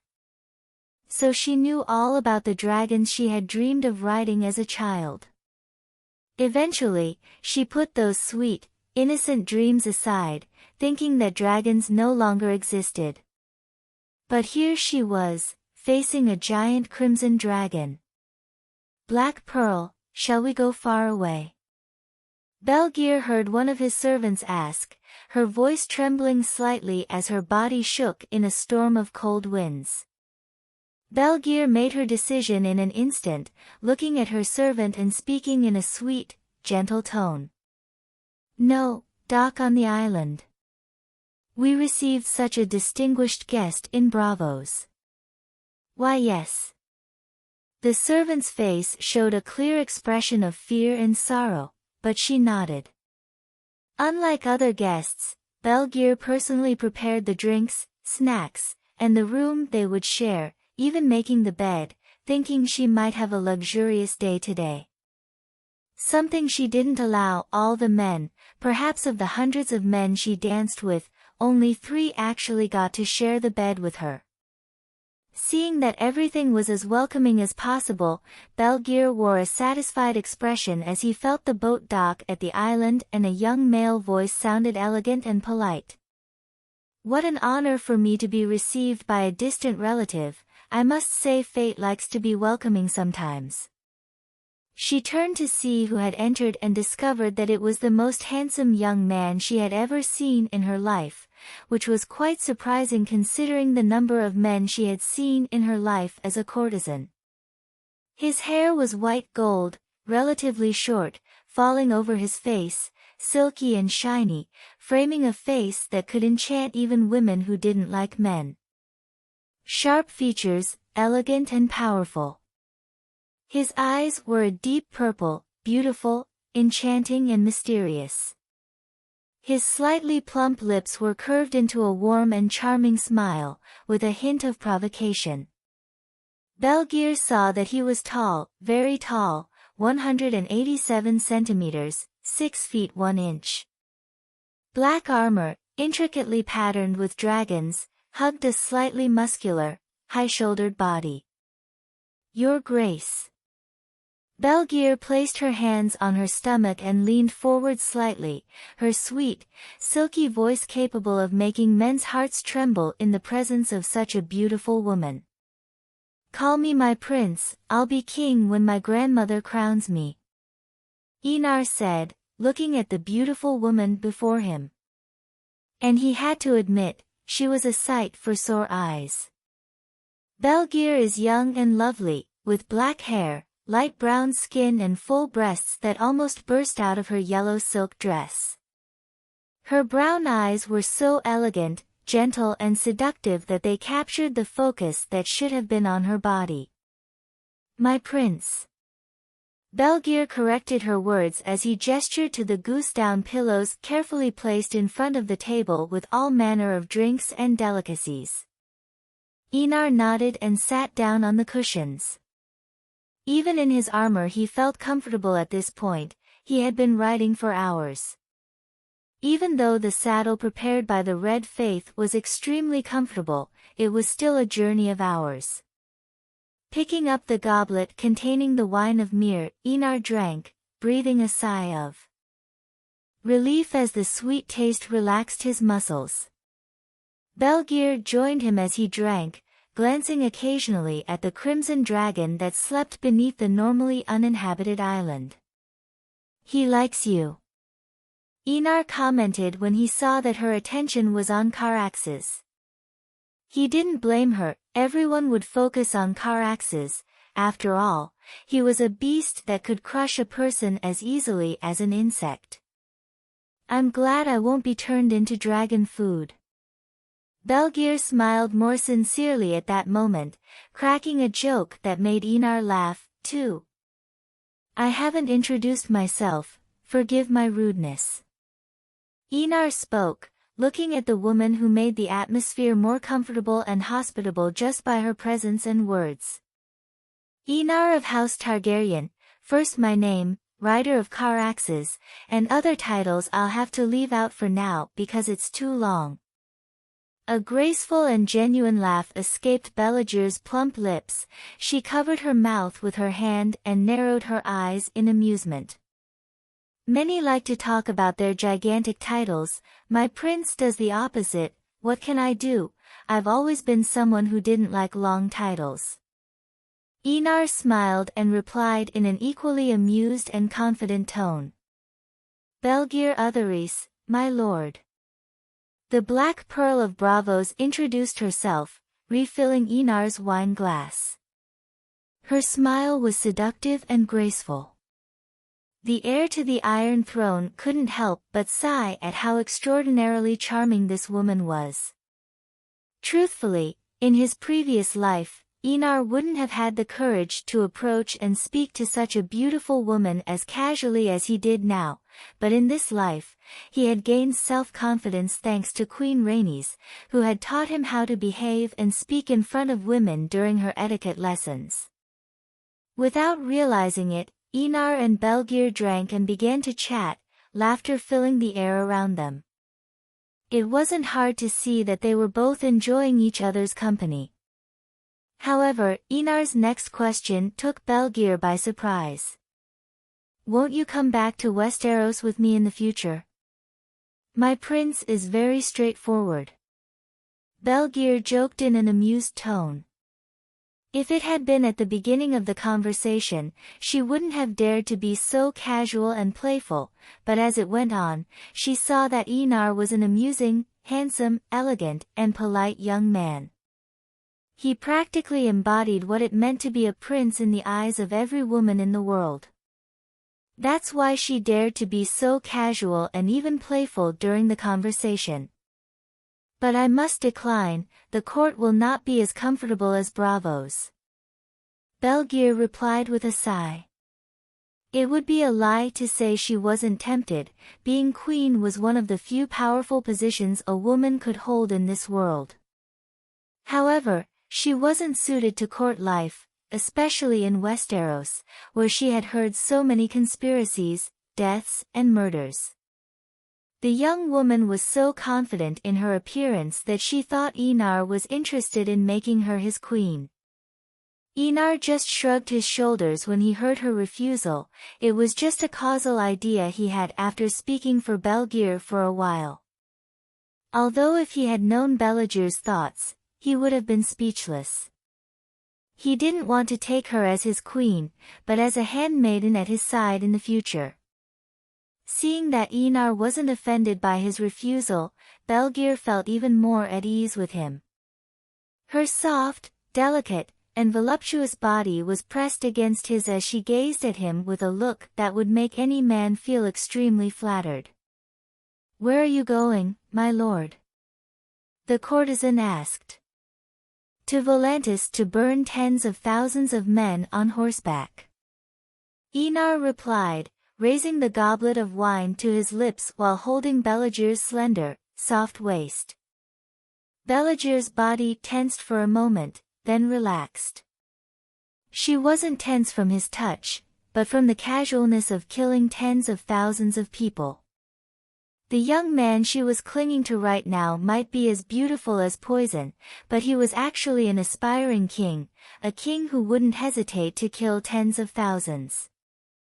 This reminded her not to treat Aenar as a young man, but as the powerful and royal man he was. "Do you think Ferrego will come?" Aenar asked in a curious tone, not knowing what the woman in his arms was thinking. Belgier recovered from her shock and replied with an equally amused smile. "He's probably coming right now, or he's sending the first sword of Braavos to ask my prince to come to the Sea Lord's palace. Unfortunately for him, it's the others who come to me, not me who goes to them," Aenar said, making Belgier's eyes shine with a glow of admiration that was hard to hide. Men liked beautiful women, but women also liked heroes. Chapter 39 The Bastard Daughter of the Valyrian Freehold, 2. If you don't know how to handle it, fear will consume your mind, maybe even drive you mad. Like my grandfather, Aerys II Targaryen. Aenar Targaryen. As Aenar and Belgier spoke, Caraxes opened his red eyes and raised his head, noticing the arrival of a small barge approaching where his brother was. Roar! A sharp, powerful roar came from his mouth as the dragon's eyes narrowed into a cold, fierce stare. Belgier was startled by the roar and almost jumped, drawing a laugh from Aenar. "It's not very polite to laugh at a lady, my lord." Belgier pursed his lips and spoke in a tone of dissatisfaction. Aenar just smiled and looked at the barge that came closer and closer until it finally docked at the barge he was on. Soon a man in black leather clothes, with medium-length brown hair and green eyes appeared in front of him. He didn't look more than 40 years old, he was an experienced warrior from the way he walked. He had a sword at his waist, but it wasn't a long sword like the ones used in Westeros, it was a shorter, thinner sword. The first sword of Braavos Caro Valentin. Caro gulped as he saw the red eyes staring at him, cold and fierce. Facing this gigantic creature, he was no different than a child trying to fight an adult. No, worse than that, he was a baby trying to fight an adult. The roar of the beast made him lose all his courage, and he wondered if taming it was really a human's job. He realized why Valyria was the most powerful country on the continent. The first sword turned his gaze to the two people present. Belgir, whom he knew from accompanying the Sea Lord to important feasts, but the other one he had never met and was probably the master of the Crimson Beast. He looked like a pure-blooded Valyrian, his hair seemed to be made of metal, shining like silver and gold, his purple eyes like amethysts.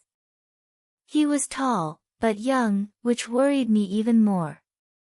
Young people have always been the most impulsive in the world. Don't worry, First Sword. He probably won't eat you.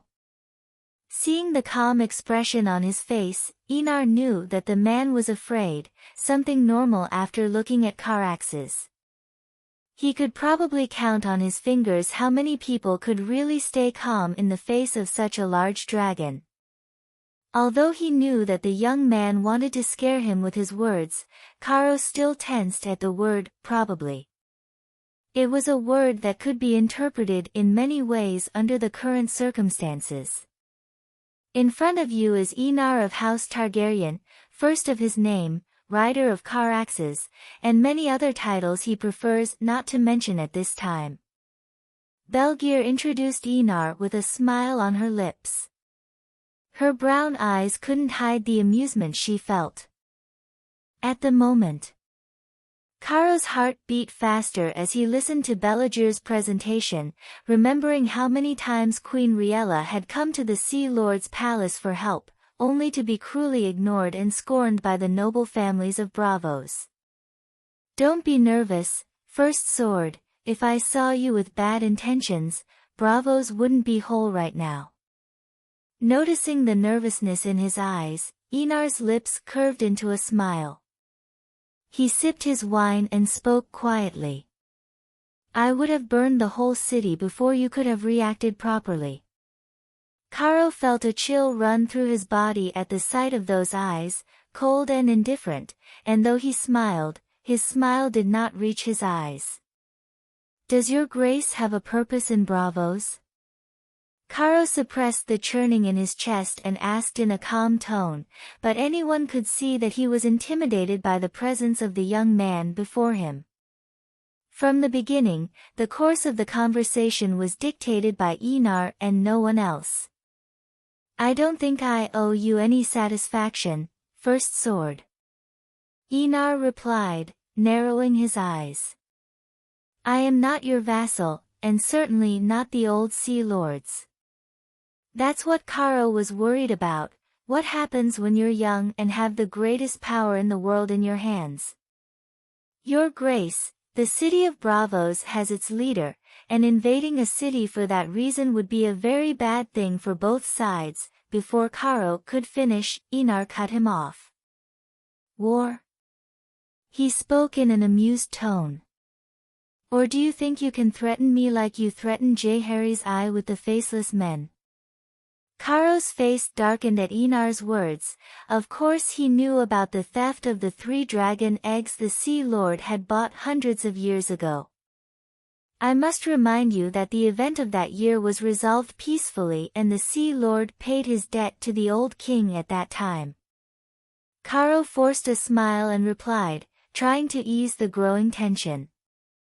Aenar didn't have to say anything.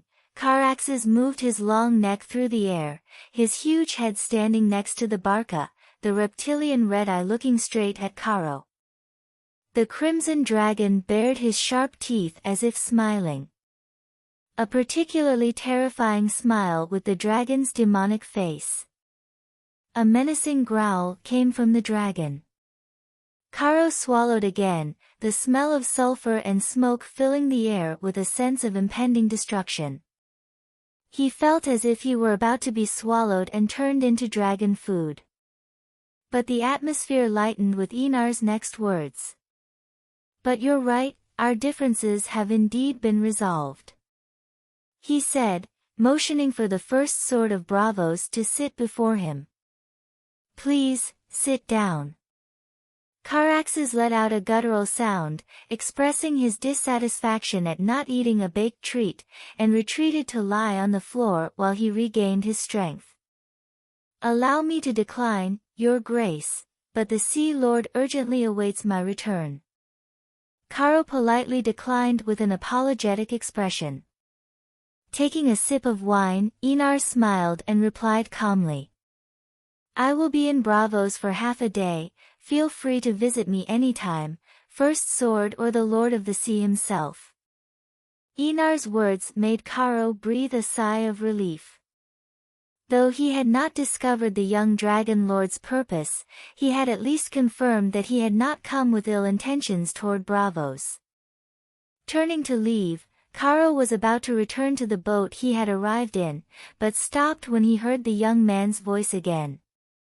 Tell Ferrego not to interfere with Volantis or the Red Faith again, or I will be forced to act in defense of my followers. Caro's heart began to beat extremely fast.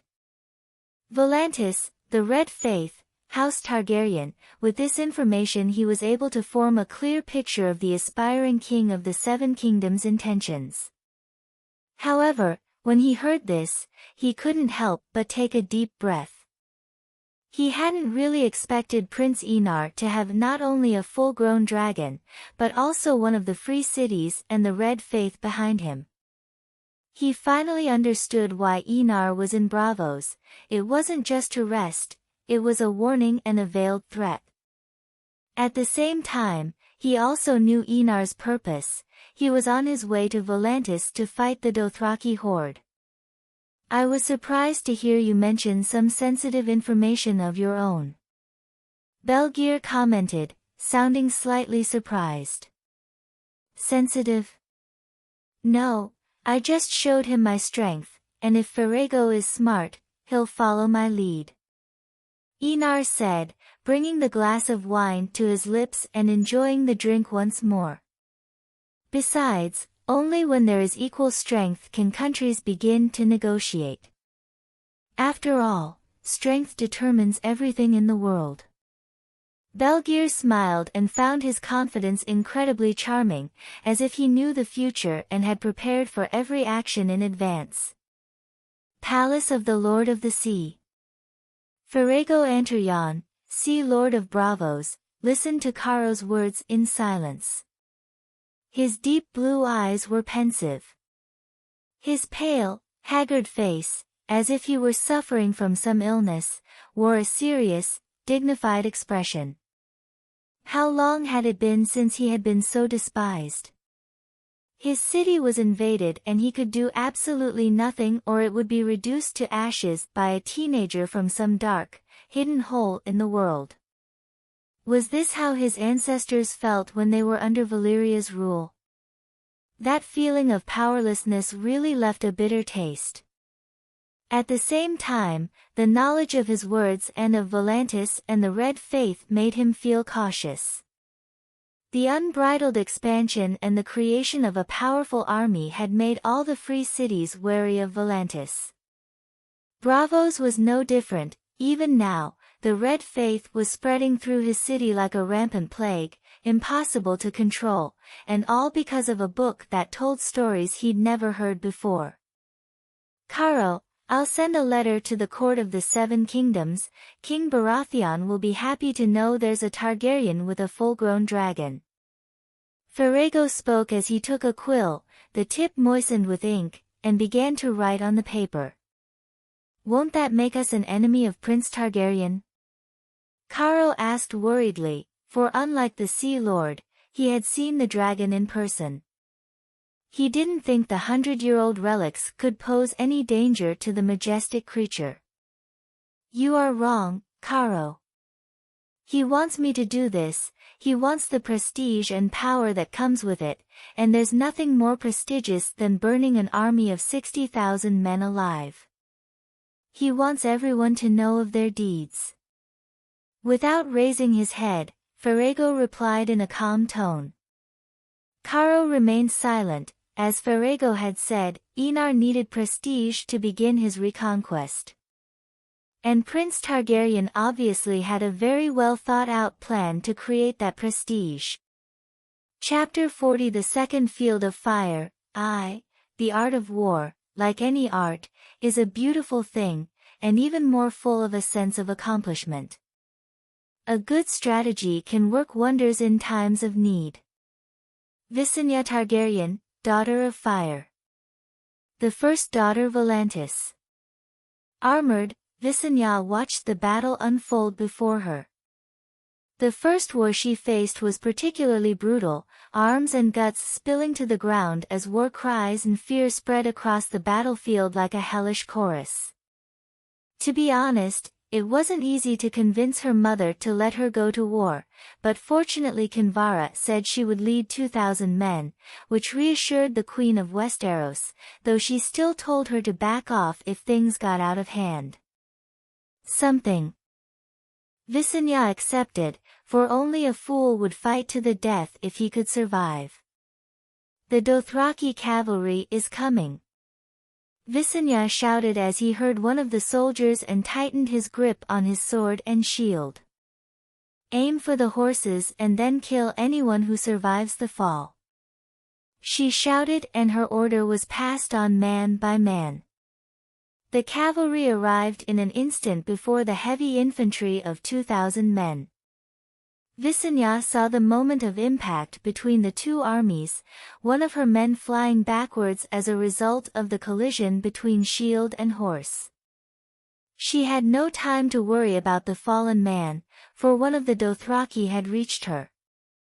Visenya was not nervous, as someone who had already killed a few times, she would not be rattled by something like that. Seeing the sword called the horse rapist's Arak, the dragon princess dodged the blade with ease, as it wasn't a large blade like the long swords. Swinging the sword without hesitation, she aimed not at the man but at the animal, cutting off one of the horse's legs with a swift blow, knocking the man to the ground. Visenya saw that she didn't need to kill the man, as the horse had already done the job for her by falling on the man riding it. Turning her gaze forward, she continued to fight the next enemy, always using the strategy of killing the horse first and then the man riding it. Something that all of the 2,000 men she led followed, becoming a grinder of human and horse flesh. Arrows tore through the air, killing a few unfortunate bystanders, but nothing a shield couldn't handle. 10 minutes later, Visenya took a deep breath, smelling the sickening scent of blood in the air. Her body was exhausted, sticky and tired, but she showed no signs of stopping until she finally noticed the Dothraki horde retreating into the distance. Archbishop Bonero has ordered the troops to retreat, daughter of fire. One of the plate-armored knights approached her and spoke in an equally tired tone. However, his gaze, and that of all those around him, showed clear admiration for the 18-year-old girl. Visenya nodded and withdrew decisively, 5 kilometers from Volantis, to a makeshift camp. The war was like waves on a sea, both armies advancing, trying to kill as many of the other as possible, then retreating to catch their breath. After all, they were humans, not immortal beings with infinite endurance. Visenya entered the camp covered in blood, her black armor with the House Targaryen crest stained with blood. It might sound strange, but covered in blood, with her hair dyed red and a not-so-pleasant smell on her body, she still felt incredibly aroused. She had trained all her life for this, gone through hardships and long nights, suffered assassination attempts, and swore to herself that she would return all the pain she had suffered in her years of exile. How could she not be happy at this moment, finally able to put everything she had learned into practice? Looking around the camp, Visenya noticed that the wounded were arriving in small numbers, and the more seriously injured in even smaller numbers. This made her realize that the difference in equipment was something extremely important in a war. The Dothraki had no armor, and their swords, called arak, could not easily penetrate the steel plates of armor. Bows had power and were the main strength of the Dothraki cavalry, but while bows could be powerful, they had limited arrows, and even the best archer in the world couldn't claim to hit 100% of the arrows he shot. It could be said that the war was moving toward victory for Volantis. She wanted it to happen before her nephew arrived, to show that even without a dragon, she wasn't a fragile girl and definitely wouldn't be a burden. As for the dead, honestly, she wasn't worried about that. She had discovered that death was just a common thing in the Red Faith. Many could be revived by the Red Priestesses with magic she didn't know about at the moment. And while it wasn't 100% certain that they would revive, most of them did. Although it wasn't an army of immortals, it was extremely powerful, so much so that even with twice the number of enemies, the Red Army still had extremely high morale. Visenya walked with her head held high as she headed towards the main tent.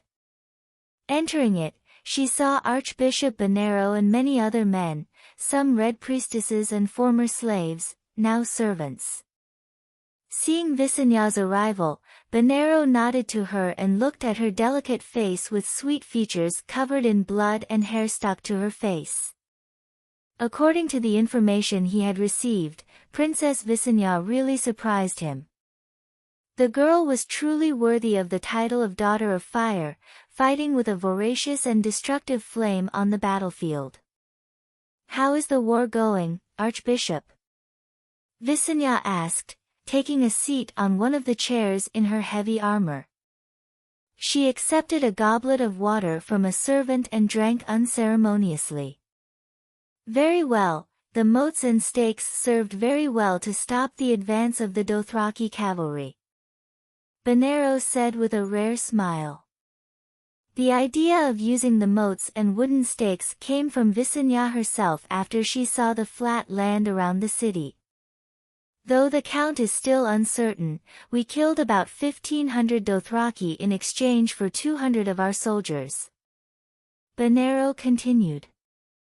"But we only killed 300 on the southern front." Visenya's face showed a calm expression. The strategy with the Dothraki had worked better than she had expected, but the situation on the southern front was a problem. The Dothraki were not alone. There was a mercenary army of 11,000 fighting in the south at the moment. And unlike the Dothraki, they were not as emotional and fearless as the Dothraki, who advanced knowing they would die. Fortunately, the two armies didn't join forces for more than obvious reasons. Though the 35,000-strong force had to be divided into two battlefronts, the Red Army still held the upper hand for the moment. "What about the secondary plan?" Visenya asked, wiping some of the blood from her cheeks, feeling more energetic after a brief rest. Bonero's plan, of which Visenya spoke, was to lure Khal Drogo and his army away from Volantis with a secondary, weaker, and less numerous army. In the meantime, the Dothraki forces that remained on the outskirts of Volantis would be wiped out. Once these forces were eliminated, the main army would pursue the main Dothraki contingent. The secondary army would then turn and face Khal Drogo's forces directly, while the main Red Army would approach to attack the Dothraki from the rear. This strategy would pressure the enemy from both the front and the rear, ensuring their complete destruction. After all, as any strategist knows, to be attacked from the rear is practically synonymous with defeat in battle. "We'll start in 2 hours, everyone can eat and come back fully rested," Bonero said, making everyone stand up and leave the main tent. Visenya was no exception. She walked over to her tent, entered it and sighed with relief as she tried to remove her armor by herself. However, a pair of small hands appeared behind her and helped her remove her battle armor. With a helpless sigh, Visenya didn't bother to turn around to see who it was and just spoke. "Does our mother know?" Daenerys smiled innocently and replied, unbuckling her armor. "She thinks I'm asleep after studying for so long." The strong smell of blood on the armor didn't bother her and she continued to help her sister with an admiring look. "How was it, Vi? I mean, the battlefield?" Daenerys asked, removing her armor and gambeson completely, leaving the 18-year-old naked. Daenerys quickly pulled Visenya over to a barrel of water, and the young woman needed no help getting into the barrel. Visenya let out a pleasant moan as she submerged herself in the barrel, wrapped her arms around the barrel, and closed her eyes. War was cool, but it was too exhausting. "I'd say it's brutal, especially one like this. It's a good time to prepare for the future in Westeros, where more wars await us." Visenya commented with her eyes closed as she felt her younger sister wipe her face and hair like a wet cloth. "Unfortunately, I'm too young to go to war." Daenerys commented with a tone of dissatisfaction at her mother's words. She had taken a man's life before, but she was too young to go to war. Honestly, she wanted to call her mother a hypocrite, but with the respect she had for the woman who raised her, she wouldn't allow herself to do so. "Don't worry, Dany, your only responsibility is to hatch the eggs our nephew asked you to." Visenya comforted her sister in a soft, warm tone. Daenerys' eyes lit up when she heard this. The night before she had dreamed of blood and fire, a dream she remembered in detail. She assumed she had seen a clue to finding the source to hatch her lovely dragons from their eggs. "I will hatch them, sister." Daenerys spoke in a determined tone.